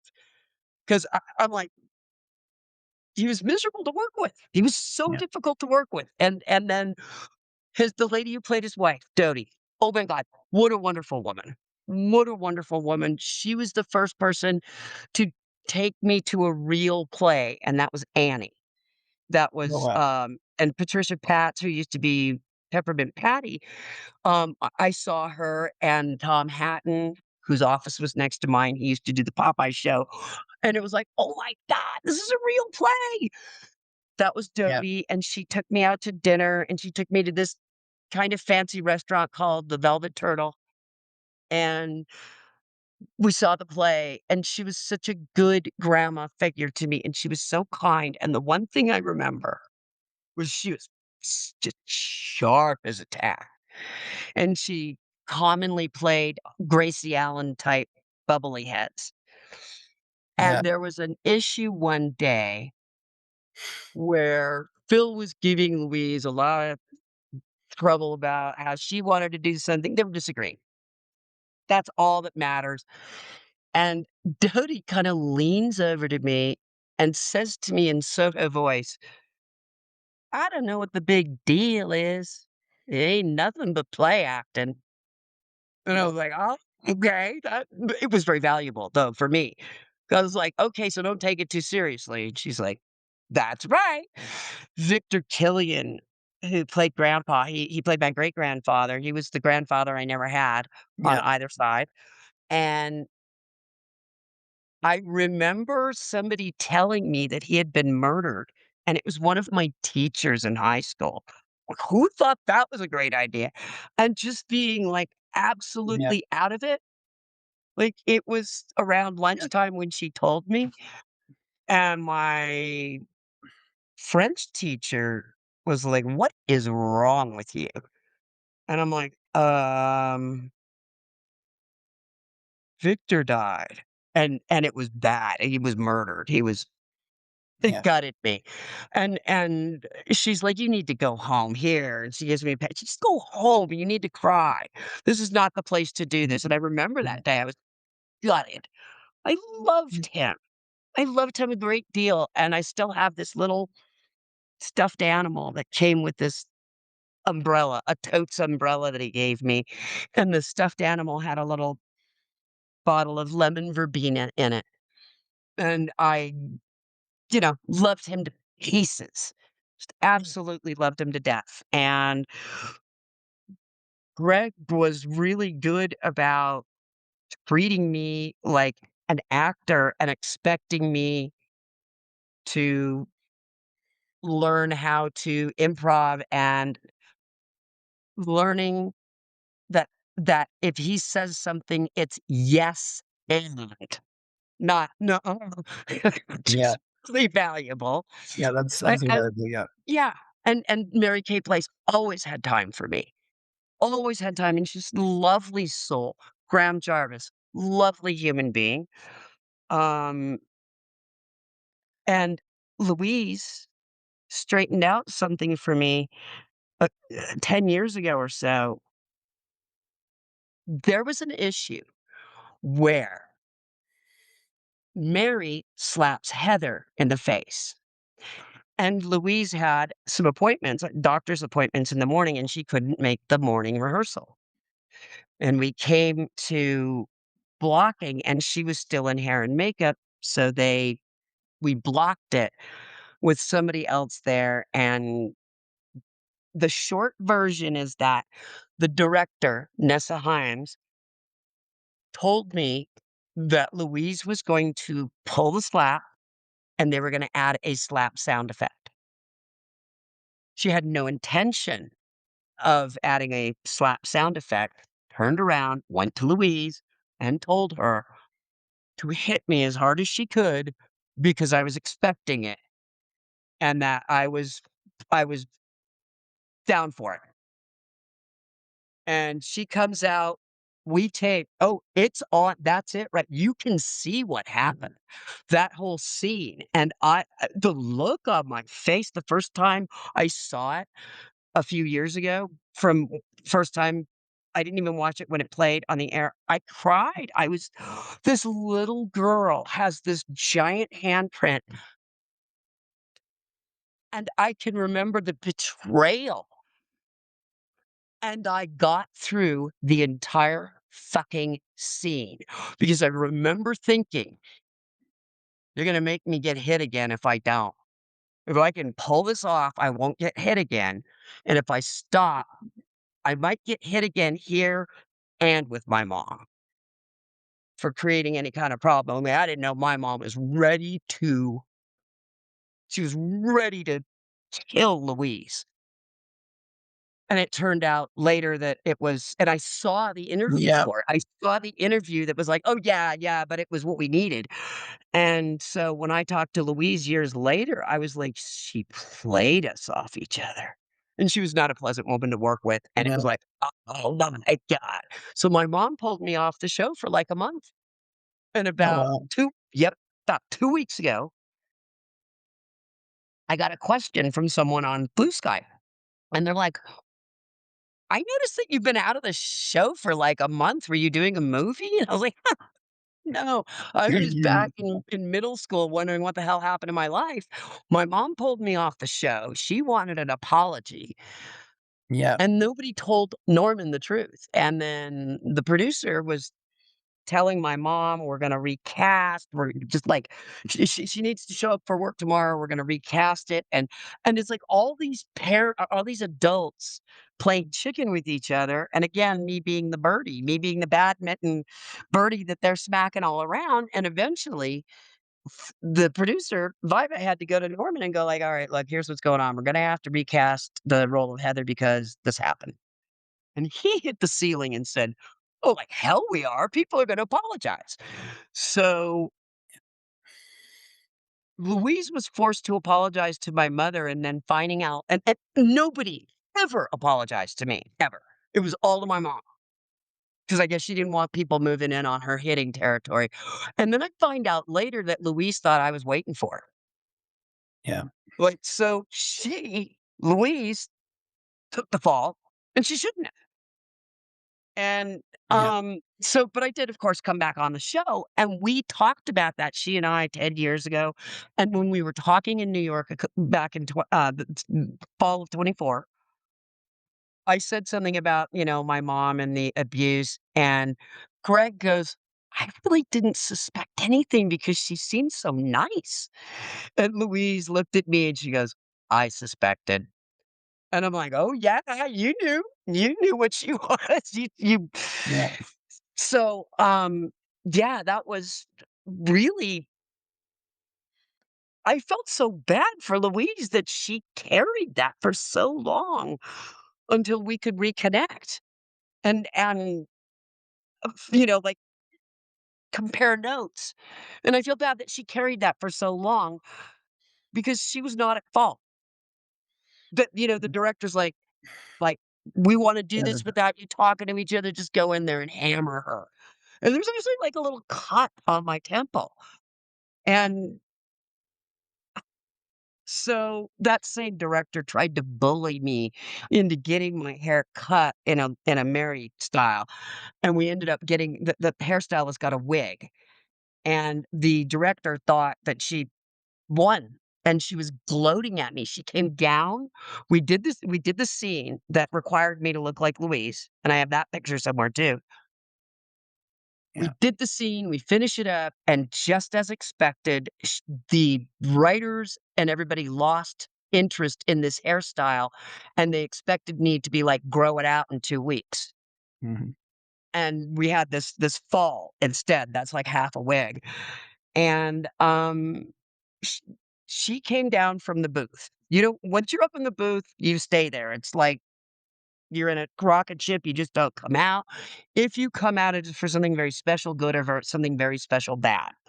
And she came out to take a victory lap on a 13-year-old about, I told you I could force you to cut your hair.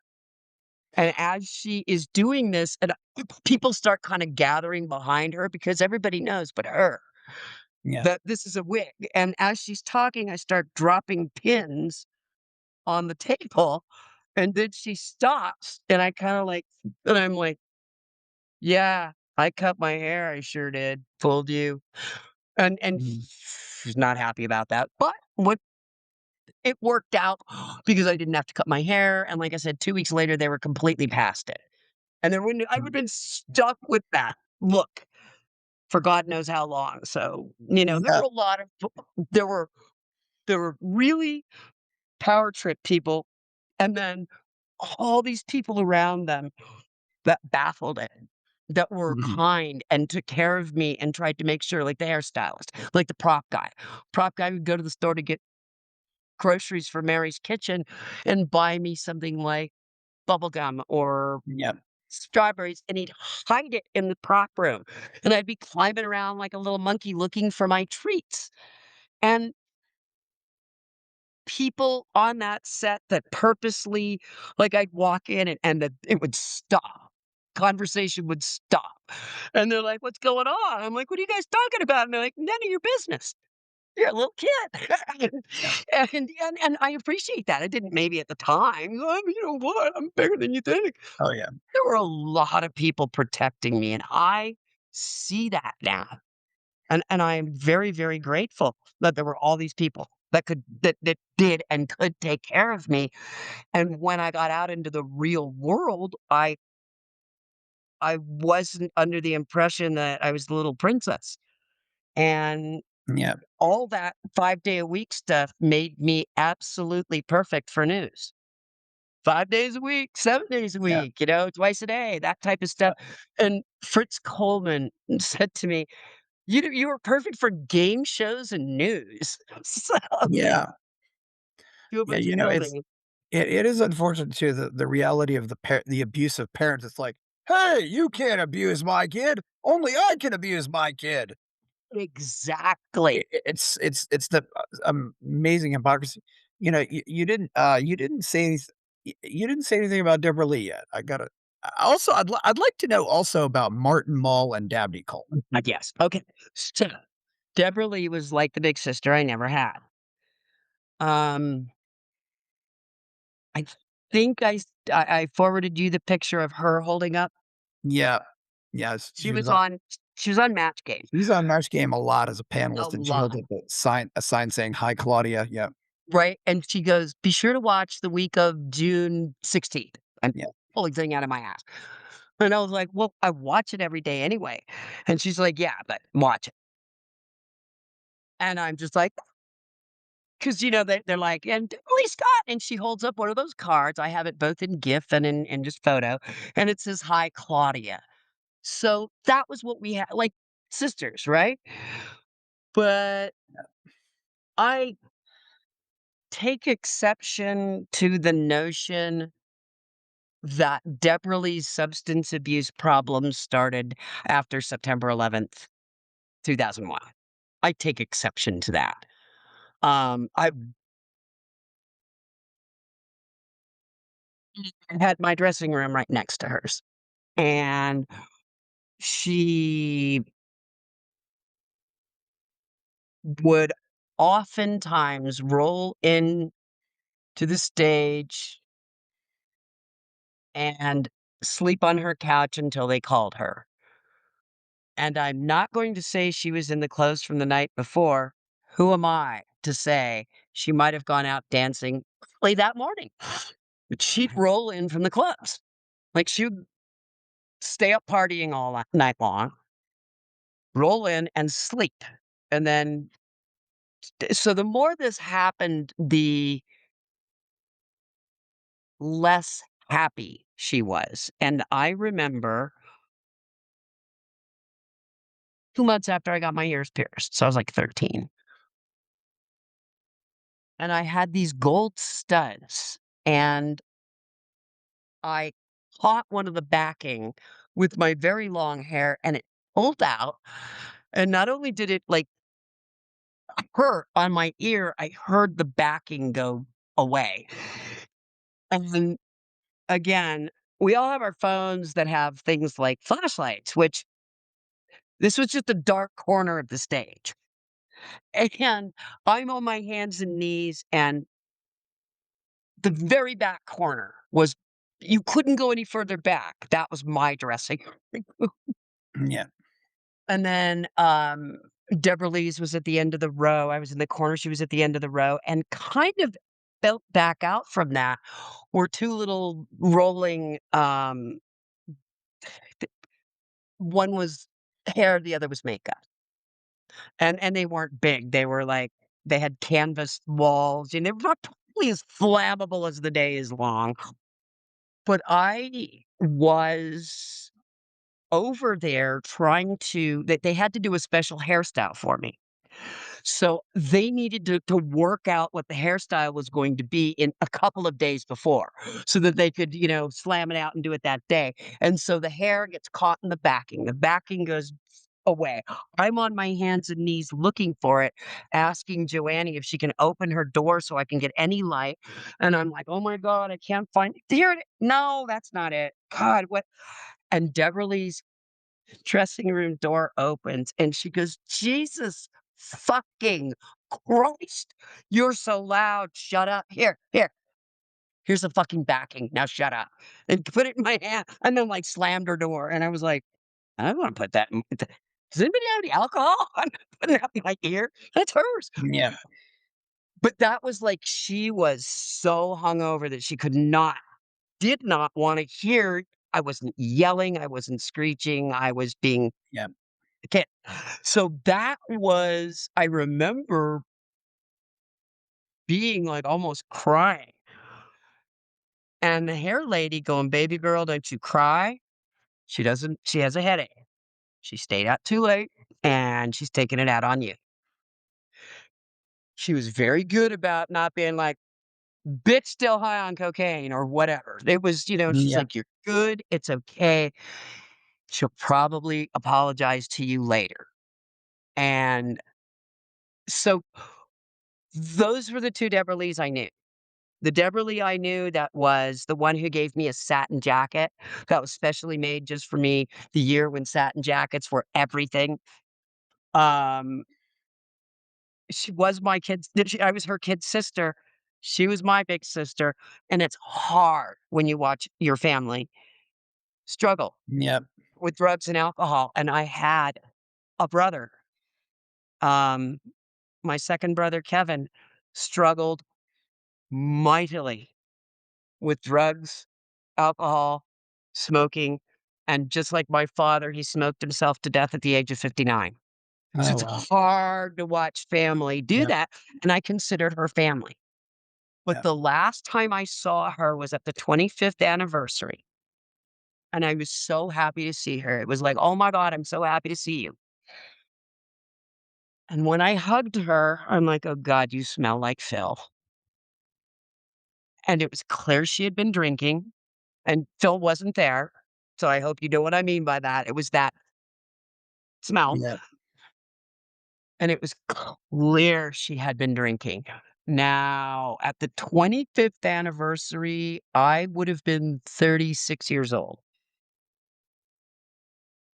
And I was talking to someone, and we were in the green room, and she whipped around and she goes, "You need to keep your voice down." I'm like, "Apparently you do too." And she goes, "No. what if people could hear us from the audience? I'm like, then they get to hear me? What? This is a green room. This is not, we're not in the wings. And she goes, well, you just need to quiet down.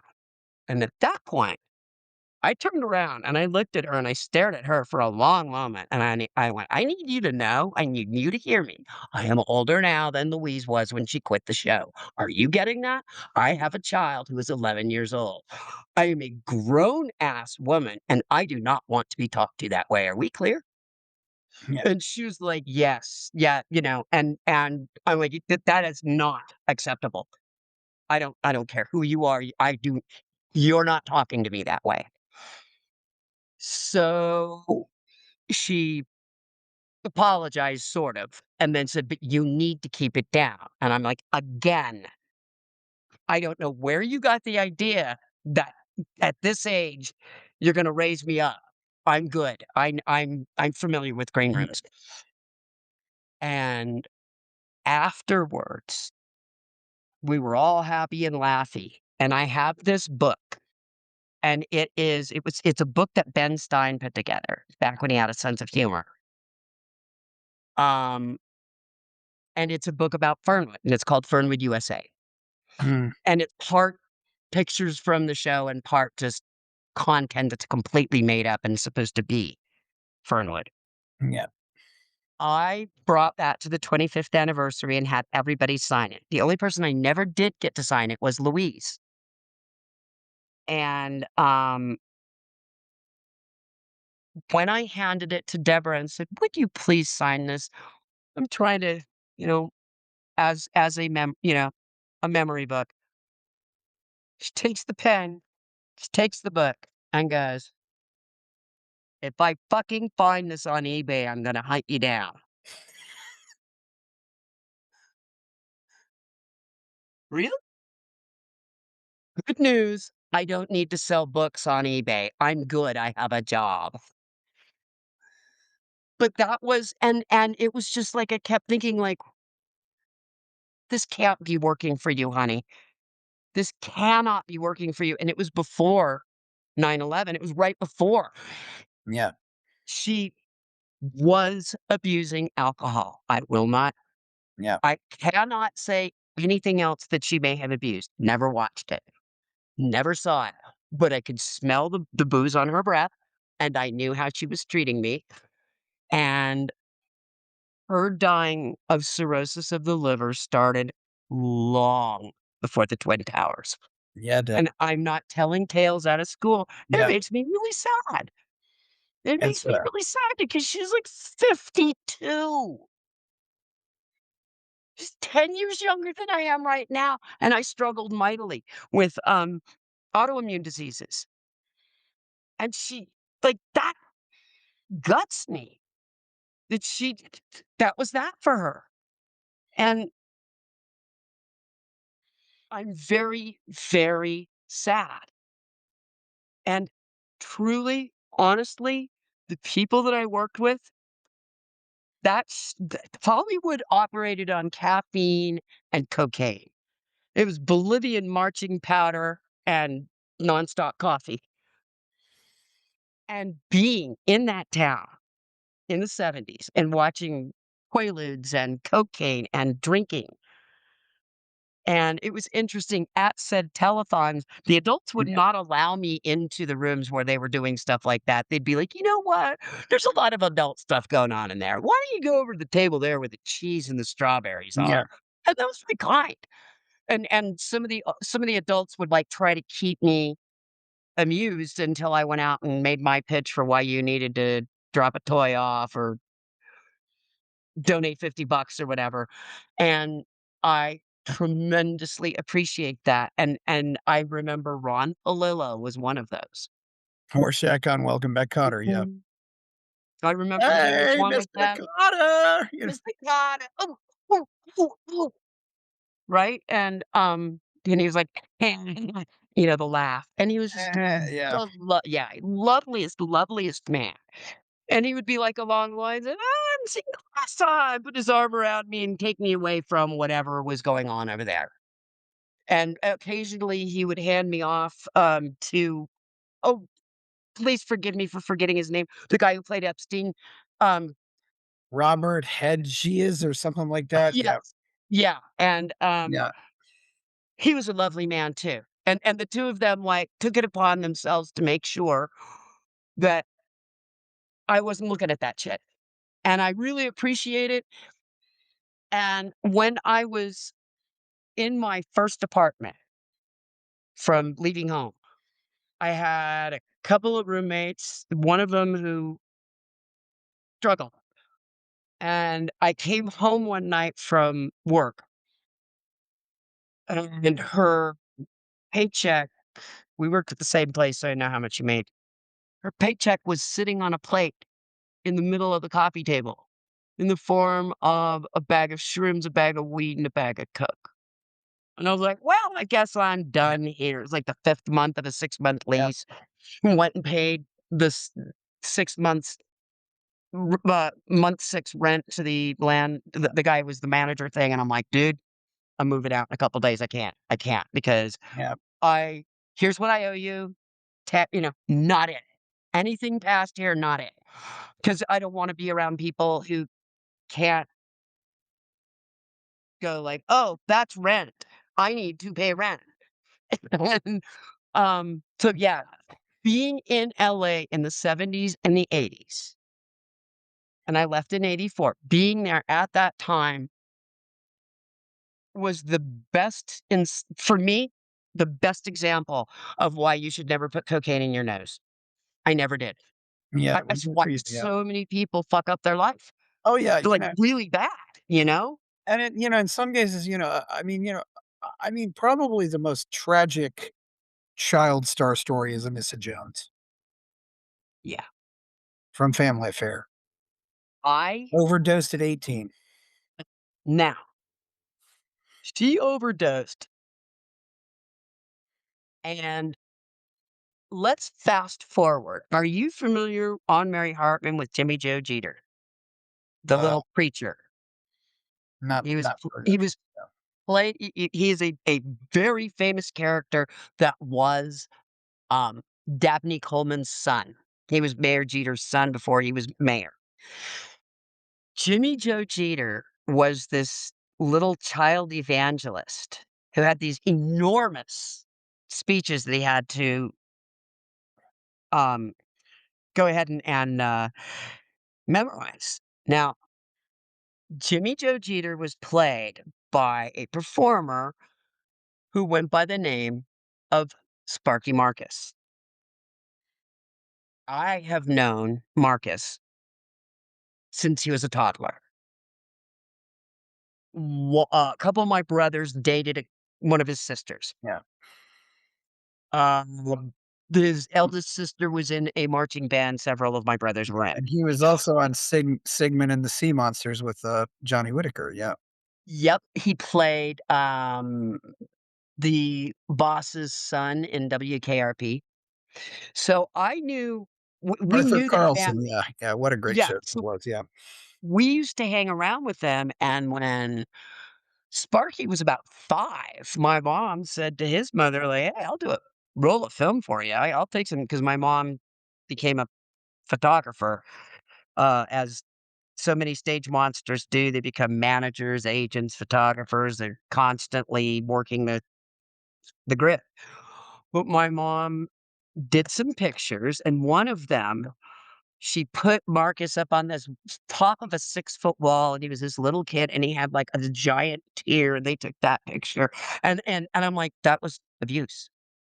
That was abuse, And so I knew Marcus when we were on Mary Hartman together. And my mom taught his mom how to sell him like property, like she did for me. And um his family did, they he worked a lot. Marcus worked and worked and worked and worked and worked.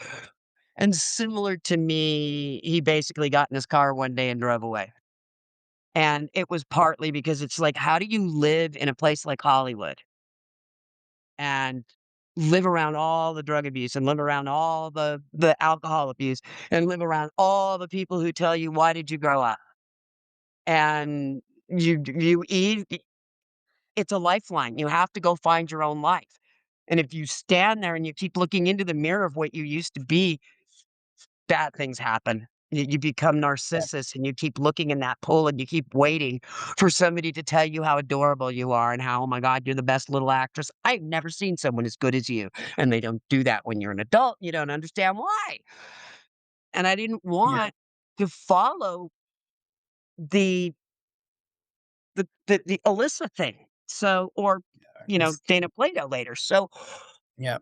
Sparky and I, that's what he was called at the time, is his nickname. Sparky and I are in the back seat of this teacher's big ass Cadillac, Eldorado, like fins, 70s. My mom and his mom, Sparky's mom, are in the car. The five of us are going to court. We are going to court so that the judge can decide how much of our paycheck should actually be put away. And the parents come in and they go, "Oh, we need money for this and this and this and this and this." I'd like to go back to kids shouldn't be having a job. Parents should pay for that shit. So we go to court and we're on the way to court. And I hear the parents, and of course, this is 1976. The windows are up, the air conditioning is on, and the three adults are chain smoking. We're hotboxing our way to federal court. The teacher, they start talking about Alyssa. These three fucking ghouls talking about Alyssa or Anissa. And the teacher pops off with, "Well, I saw her just a couple weeks ago. And I used to work on that show." And I'm like, "What happened to her?" And they go, "Oh, she wasted her life. She OD'd of heroin." And they're just rash talking this poor young woman. And then the teacher tells the story to my mom and Marcus's mom about the last time she saw Anissa, and oh my God, she was so high she didn't even recognize me. And I'm thinking like, yeah, as I got older, as I got to be an adult, I'm like, what the fuck, lady? Why didn't you take her for a bowl of soup? If she didn't recognize you, maybe she needed help. And she's 18. And she was like so many other child actors. Oh, I keep telling you, we made the unforgivable sin. We committed the unforgivable sin of growing up.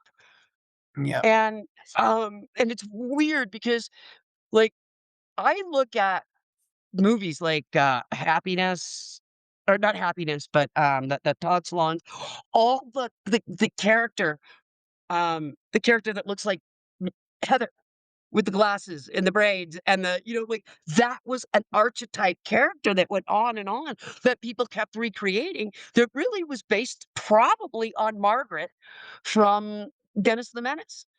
I can see that. Yeah, Margaret from Dennis the Menace. Yeah, Right. And and and then it becomes this trope of the glasses and either the braids or the ponytails, and you're a geek or you don't fit in. See also Modern Family. And that became this trope. yeah, And yeah. Heather was kind of the nerdy girl in a way Yep, before we had a concept of nerd. absolutely. She was an absolute nerd, but she was like the cool nerd in her head. She's like, I don't need all Kind of you. a cool nerd, yeah. But Yeah. But not cool to anybody around because she's just like, I don't care what you think. Who cares? You? I don't care. well, She was another thing too, though, different series, but also Laura Ingalls on Little House on the Prairie had hair like that. yep. We used to go on a lot of the same calls because we looked so much alike. And I mean down to the overbite. So Yeah, um I read for Little House on the Prairie, not knowing that they had already cast Melissa Gilbert, so I read for Nellie, What are they gonna do? Have Oh, jeez. doppelgangers screaming at each other? And I didn't know it, and then although they would have put a wig on me, but we did look a lot alike, and I'm telling you, it wouldn't have mattered how good I was at that. Allison was the best Nellie in the history of Nellie. She was Allison. That d Could anyone else have played that? No. No one else could have done what she did, and she is such a wonderful person. Yeah. She really is. And She's a good human, and that's nice to see, and she's funny too, and that's also very nice to see. So it's funny though, like, we all went on these a lot of the same interviews before we got cast on, like, on a long-term thing, and, well, the yeah, when we grew up, so many of us either didn't wanna do it anymore because it wasn't really our choice to begin with, or there were other things in life besides being on TV, and also, I'm not a little kid anymore, and there's no place for you. Like, I was still going on interviews and interviews and interviews, and people would have me come in and they'd be like, "Oh, well, you look different than I thought you would." There was a picture, there was a warning that I had grown up, and I have all my different pictures that I have definitely grown up. And it just yeah, that was the way it was. And so yeah, I see all these people and it was so hard at that time to grow up in front of a camera because there wasn't 500 channels. Like, Mary mhm, Hartman yeah, was this cult show, but what I can tell you is that Mary Hartman had at least 4,000,000 individual viewers each night, yeah. which if you could get that now, that would be a Oh, yeah. screaming hit Yeah, it was, because there's so much splintering. The market is in so many, shares in all these different places. mhm, But we were this little show that played on different television stations at different times. Norman wooed and wined and dined these private television owners and brought them in from all over the Midwest and the East Coast, the South, and showed them what Hollywood was like. And they all bought into the idea that they could franchise this. And then it turned into a hit. And all of the original owners just hashed in. And then other people, by the time March came along, we were in like 200 markets. yeah, And yeah, there weren't that many syndicated programs because the networks wouldn't touch it because it was no, so 'cause this was Norman's most controversial show. I mean, you dealt with things like impotence and Heather having her impotence, period and, the ferment the Fleischer. I mean, all of this yeah, stuff was talked about openly. All of these really weird deaths that people had, drowning in a bowl of chicken impotence, soup or um, STIs, STDs, venereal disease is what they called them then, yeah, foreplay, adultery, the first queer couple that wasn't played for laughs, the brothers who talked about wanting to get married in 1976. And the a mother, the three-way. one guy's mother who passed the other guy, she called them her boys, her sons, Yeah, and, like, she lived with them so they could live together and not be hassled. There was union busting. There were so many things that show covered and also the weird, crazy things, and, um, sometimes Mary Hartman would be on at, like, 2 in the afternoon in San Diego and 11 o'clock at night in yeah, LA, and it was the luck of whatever owner wanted to put it on when, and, yes, they proved that you could franchise or you could take a series. And it didn't need CBS, NBC, or ABC because after CBS passed on it, ABC and NBC went, "Oh, no." And then when we were a hit, ABC couldn't crank out soap fast enough. There's a complete yeah. knockoff of Mary Hartman. Yes, it was. Although the difference was Mary Hartman played like a soap. There was Yeah, no laugh track. They'd always do these close-ups, right, and it kinda moves slowly. I mean, it's almost I'd always tell somebody, "Watch Mary Hartman at, like, 1.25 speed right. because it moves very It was slowly so slow, and, pacing, yeah. Yeah, and the things that happened at that time were, interestingly, so many things that are happening now in the whole Yeah. we see ourselves through the clothes we buy and the car we drive, and that we see ourselves through the things through our things. Yeah. Um, I went down to Mexico for a couple months earlier this year, going back again next year. I try to do that. Mm. Um, it's good for my health. And the one thing that I've discovered is when I get back, I am angry at my stuff. There's so much stuff I don't need. Like, Oh I'm gosh. perfectly fine with my paintbrushes and my watercolor and my swim trunks, and I Yeah. don't need the shit that I'm looking at. So that's what I started doing. When I came back, I started Yeah. getting rid of all this stuff because it really is this stuff is what weighs you down. It owns you. Yeah. Yes, and that is the Yeah. truth. And I don't I want to keep growing. And that was one of the things for like huge impetus for moving out of California was I felt like I had stopped growing.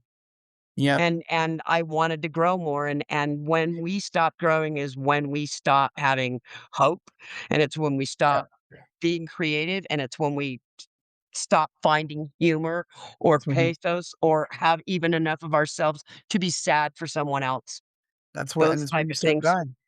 I often tell kids when you leave home, really leave. Like you went from California to Colorado.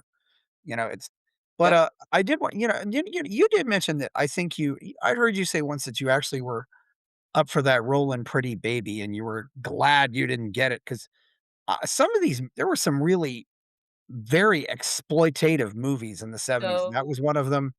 Like Jodie Foster and Taxi Driver. I mean, what are they doing with you got a movie like with 12-year-old prostitutes. What's the deal here? And this didn't happen in any other decade. And it led directly you can not try it, you can draw a straight line from the things they had young girls doing, me included, in the '70s to the vicious way Britney Spears was treated in the '90s and women were treated in Yeah. the '90s. Um, the At one point on Mary Hartman, I was dressed like a nun. At another point, I was dressed like a sex worker. At another point, they had me in a dream sequence getting married to Eric Shea, from all the Disney movies. Okay. Um, Again, there were some seriously questionable. I was 12, and I bring home a joint from school. That was a big, big problem. I'm like, I don't want to do that scene. I didn't want to Yeah. do it. And okay, so there was a scene where that I was supposed to be bringing home drugs and Mhm. basically I said, I'm not going to do this. I don't want to do this. Do you have any idea how much I'm going to get made fun of it? I was already being bullied mercilessly about the show, and I didn't want to do Yeah. that.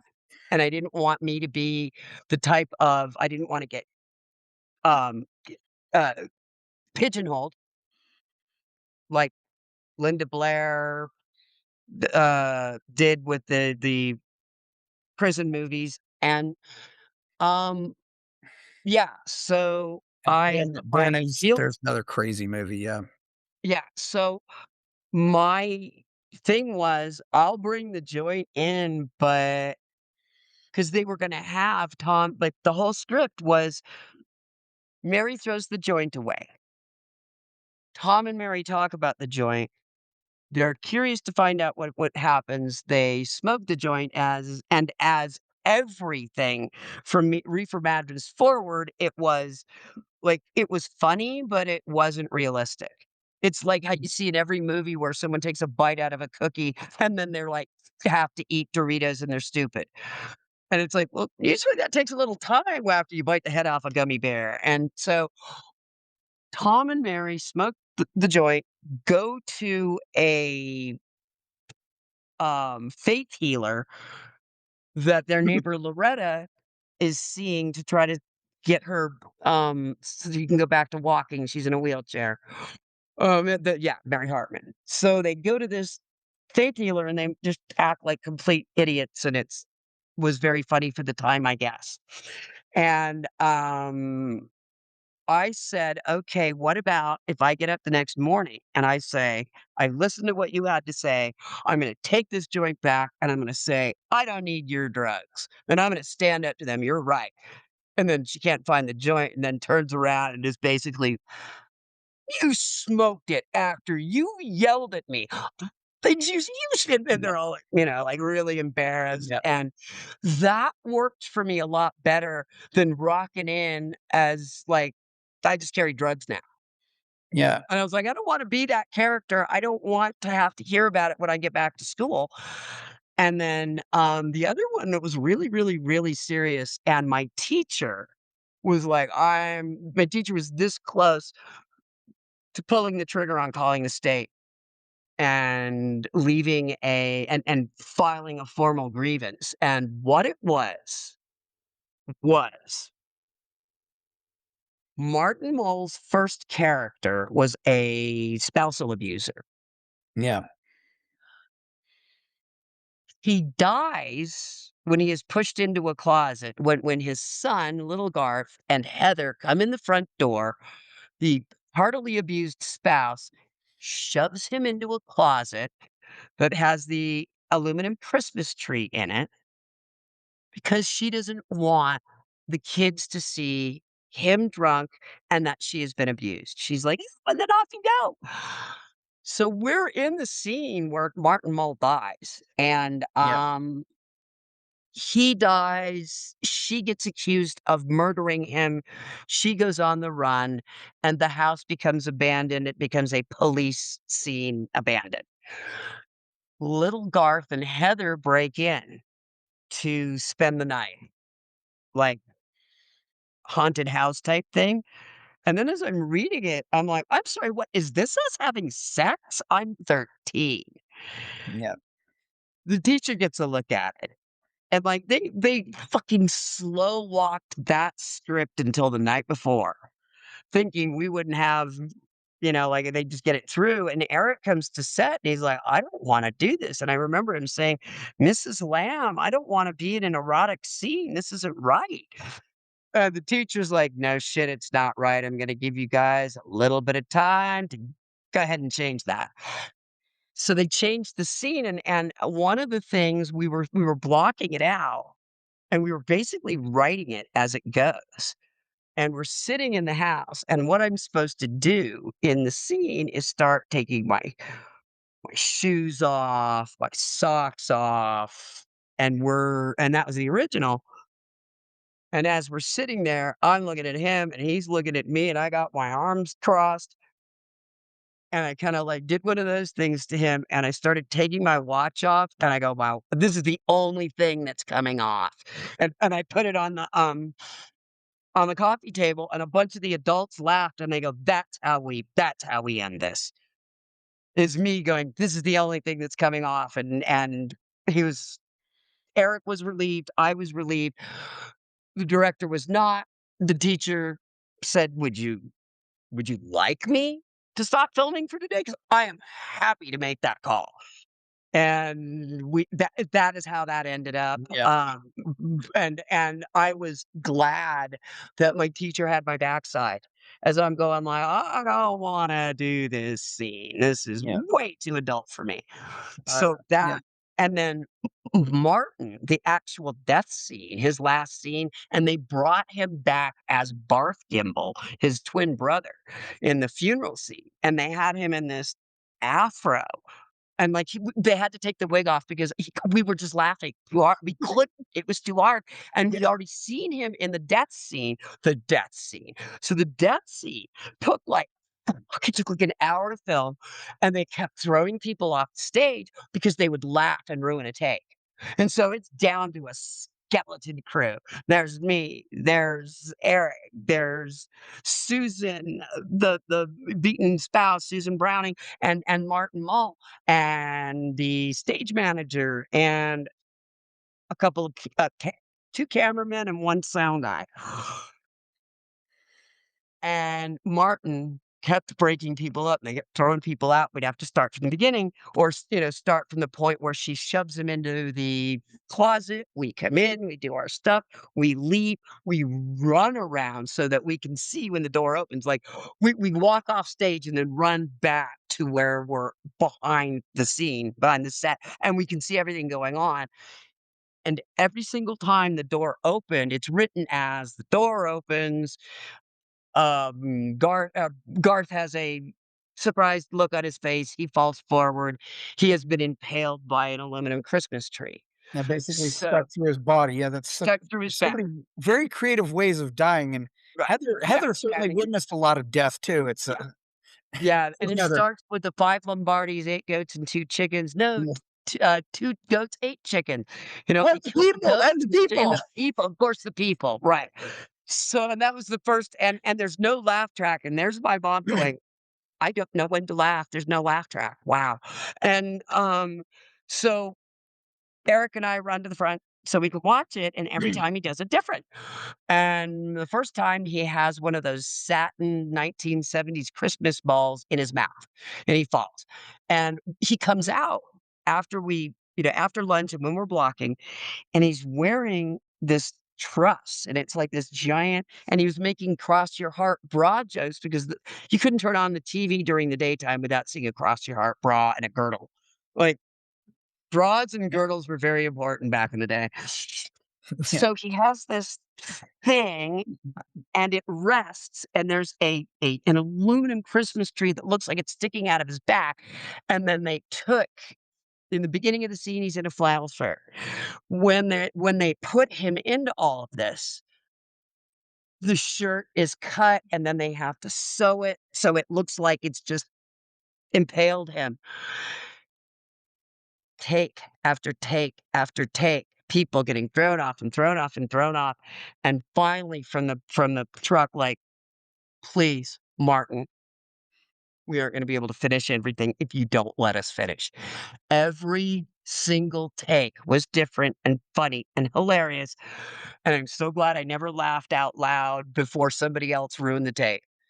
And it was phenomenal to see this man who was so, so, so funny, and I got to see Fred and Martin at SF Sketch Fest in 2009 when I was, like, leather briefcase, wool suit, working for the news, working for ABC, and somewhere there's a picture of the 3 of us. Somebody took it, somebody has it, and I ask the universe every so often, it would be lovely to see that picture, but they were doing, a panel about Fernwood Tonight and America Tonight, and that was the first of the fake shows for, yeah. uh, Variety.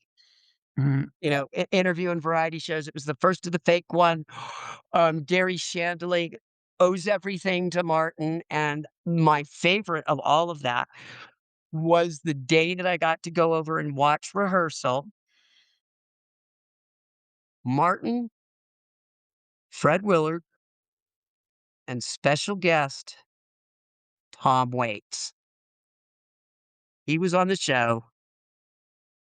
He was still using at the time, but what a phenomenally lovely man. And he was so, so, so smart and so, so, so good at what he did. And I would bet that Tom Waits is one of those people who genius, artist, extraordinaire, and tries to turn down the sound in your head, tries to self-medicate from the pain.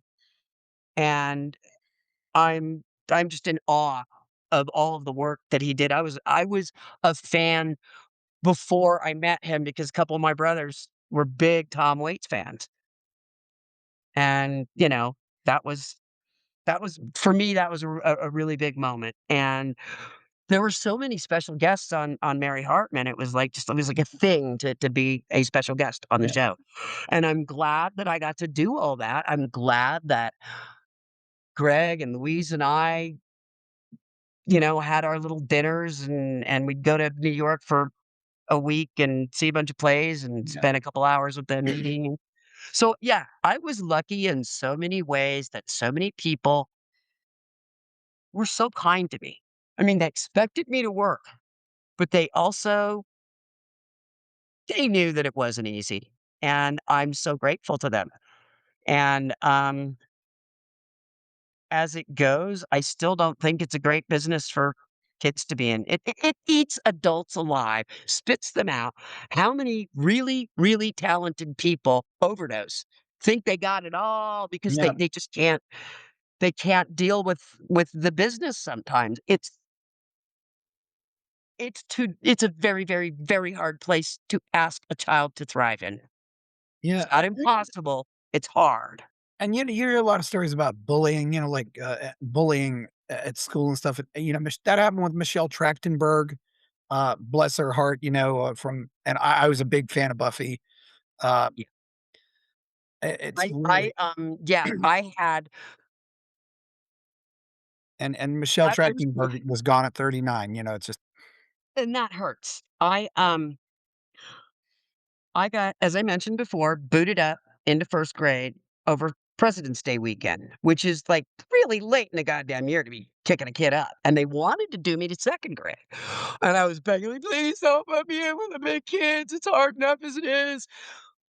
When you're little and you have been put up into a class in the middle of the year, everyone knows that you were the egghead that got put up into 1st grade. yeah, And it puts this enormous target on your back, and it stays there the entire time you are in school because I was always smaller than everybody else.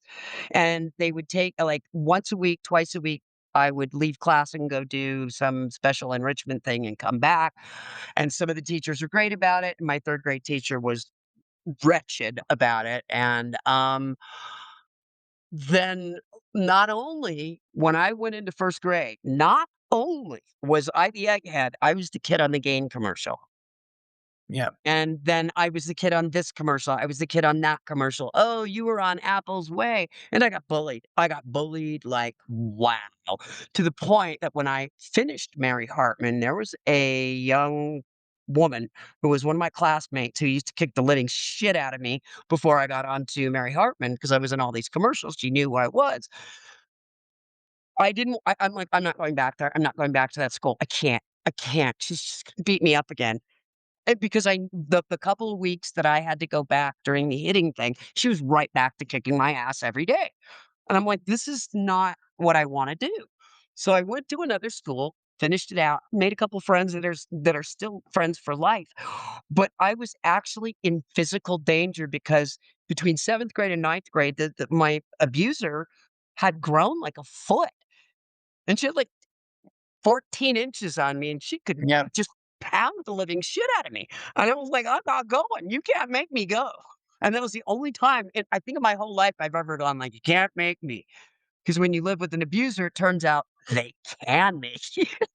yeah, But yeah, so bullying was absolutely a part of my life. If I had $100 for every time a classmate ran up and screamed as loud as they could in my ear, "Mary Hartman, Mary Hartman," I would be a very, very, very wealthy woman. yeah. Um, On the other side, though, did you maybe get any? I guess I'd call them fanboys. Like a boy would write you a letter. Hey, Claudia, I'm 10 years old. I live in Ohio. Will you marry me? That Mhm. kind of thing. No, but I did have a fully grown ass adult man write me letters when I was 9 years old on Apple's Way, Ooh.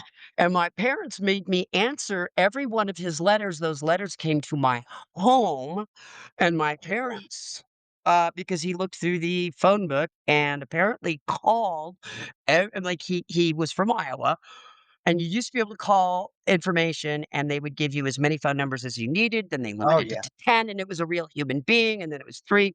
So this asshole got all of the lambs in the Los Angeles phone book. My dad's first name was Herbert, and yeah, called them until, "Is Claudia there?" "No, she's still at work." Hung up, and then sent the letter to my home. I answered the first one, and it had a sticker of a pony on it. And I got absolutely like, but my parents were like, "No, you're gonna be a star and you have to answer every letter."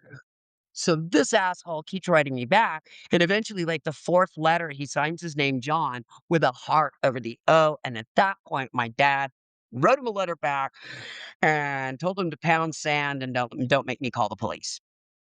But that was what my parents did until it got Yeah. dangerous. They like dangled me out there. And then anytime I had fan mail on Mary Hartman, every Saturday morning, I had to sit down and answer them by hand. And my teacher kept trying to say, like, "You really need to hire somebody to do this. This is not her job. She shouldn't be. She shouldn't be this." And then the whole joint thing, Mary takes the joint away. I cannot tell you how many goddamn idiot adults sent me joints. Abby Hoffman? Did You Abby know, Hoffman send you one? I remember the first time it happened.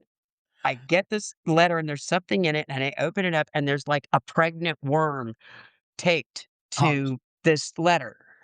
And for those of you that don't smoke weed, a pregnant worm is when you hand roll a joint and you're so bad at it that it looks like a pregnant worm. And I open it up and I go, "Oh my God." And it was like one of the few times my mom wasn't there. The page was there, and there were a couple of the crew there. And they're like, "What?" And I go, you know, "Somebody sent me a joint." And they're like, "Oh, you better throw that away." And I'm like, "Yeah." And they threw it away. And I can't even imagine. I'm sure it never even like hit the bottom of the trash can. And they were all fighting over it. But they're like, let us know, we'll make sure they get thrown away for you. oh, yeah. But yeah, I had a whole bunch of people who should have known better sending a fucking 12-year-old a joint. It Maybe I was 13. it's so A scary. prepubescent kid, a tween, Yeah. sending them freaking weed through the mail. Yeah. So, Yeah, I said Abby Hoffman, because Abby Hoffman, of course, did where they mailed joints out to a bunch of New Yorkers around it. yeah. It was but yeah, I can't believe Yeah, that. and It's I'm like, really wild too what that it was was so easy to contact these stars. Now it's just not that way. Mm. I suppose the murder of Rebecca Schaefer probably put a lot of put a lot of yes, confidentiality I behind that. was going to refer to that because when I was a teenager, if you saw someone that you thought was cute, you could write down their driver's license or license plate number Yeah, and send 20 or $25 into the state, and they would give you that person's contact information, yeah, who they were, where they lived. And I started college when I was 15.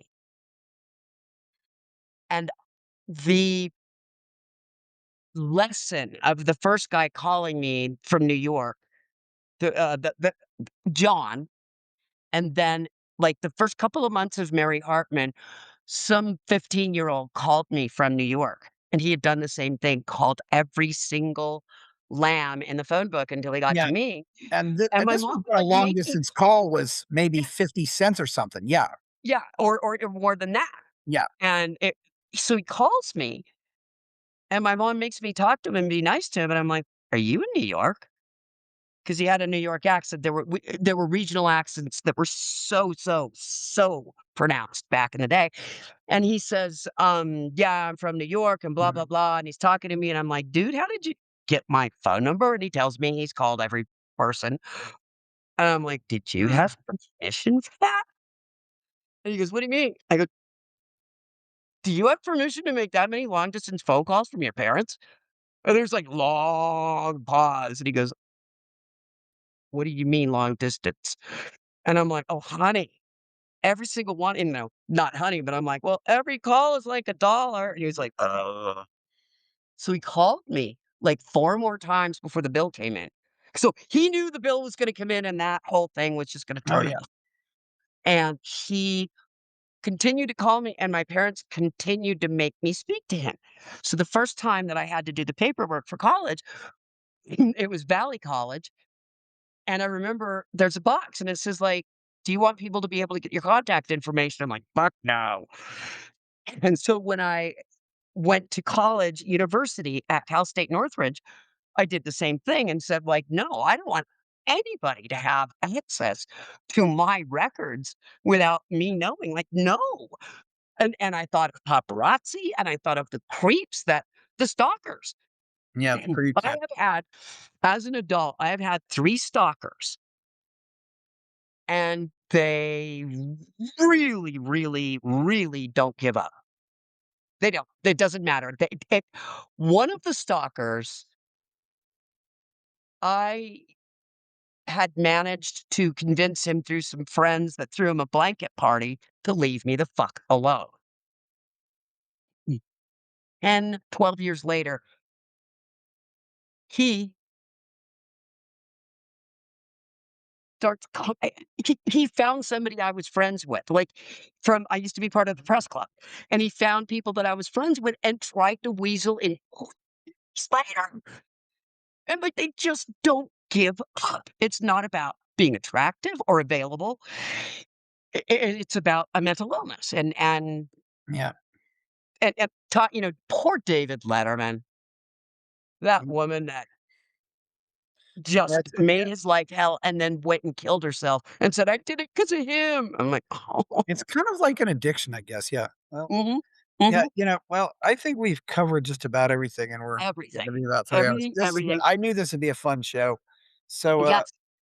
Claudia, where can we find you out there if you want I mean, if you have a Oh, Twitter account or any I know you're on Twitter, I but don't do Twitter anymore. I still have an account there, but, I check it occasionally, like, yeah, people, ask for, interviews, but I don't post there anymore because it's Naziville. I am on Blue Sky, yeah, and, I am genuinely working on my memoir. I know exactly what I need to do, and somebody yeah, goes, "Why don't you just run it through AI?" And I was like, why did no, I put my head in a shredder to" 'Cause it's like, I don't do AI, it's my own words, I wanna be able to, yeah. you know How so could AI know what you know? It's, e exactly, it's a exactly. biography, it's, well, I'm on and, of course, it's funny you posted on Facebook about Louise Lasser dying, and that's how I got in Right. contact with you was through Facebook, Oh as awful my as god. Facebook is, but yeah. And then a bunch of people were like, "No, she's not, I just looked at Google." And I'm like, "Oh Jesus, god, yeah, you're right, I'm fucking kidding." Sweet Jesus, I heard it from her partner. yeah, I talked to Greg. yeah, What the fuck? yeah, That I was mean, yeah, just it's like, yeah, I couldn't believe it's so weird that people do that, it's getting to the point that, there's so much fake stuff out there that nobody believes anything anymore, it's right. It's like you can't even use Google to try to, fact yeah, check because the AI will lie to you. yeah, It's yeah, that's and, another whole show. the other thing too, when you talk about your birth certificate, my brother actually died 4 years ago, and Sorry. the funeral home published it, as a day later. So That's it what happened with my mom so too. on his death certificate, it's correct, but because the funeral home published it incorrectly, it was incorrect everywhere else. Right, and that was with my mom, when she died, they had the wrong day. I mean, trust me, I know what day she died, and when I, uh, got rid of her ashes, I find this thing, and to me, it was like the universe going, "Hey, she forgot yours, we'll forget hers." Yeah, so you Knows have yeah. a day. I am roasting in here because I turned my air conditioning off, and Yeah, it's like 100 degrees outside, so I feel like yeah. I need to throw another, cup of hot water on the lava rocks and some eucalyptus for the sauna, but it has been really lovely to talk with you. Yes, it has, Claudia. Thank you Yeah, so, so, like so I much. said, sometimes I just hear people on another show, and say, "I need to get them on my show." It's so lovely. And it's great that you, in spite of some really horrible things happening in your life, you seem to have created a Didn't happy even life, get lived a the happy life real for bad yourself, and that's stuff, great. and I didn't get to talk about the Osmonds, but that, like I was lucky.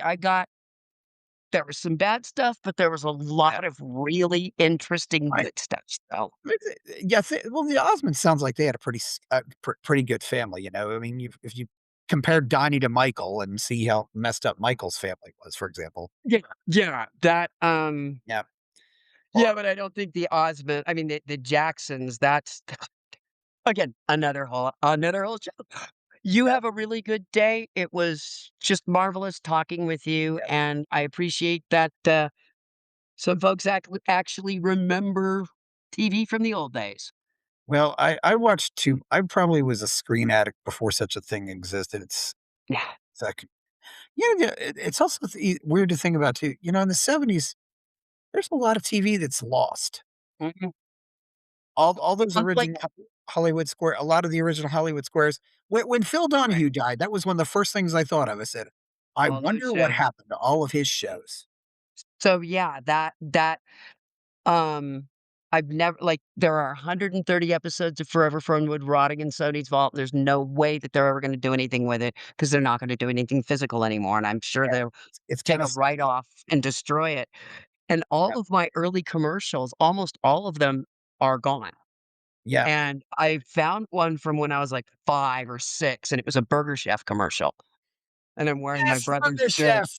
Yes, I was in the first Burger Chef had the first kids meal, and Yes, I they was in did. that commercial, and, I had the bubble pie. Yes. So, I've seen that one, I've seen but there was an Allstate commercial that ran for 5 years that I can't find anywhere, That's and I mean, it made a why would a fortune. kid be in it? That's kind of weird to have a kid in an The insurance commercial. Oh, the well. Yeah.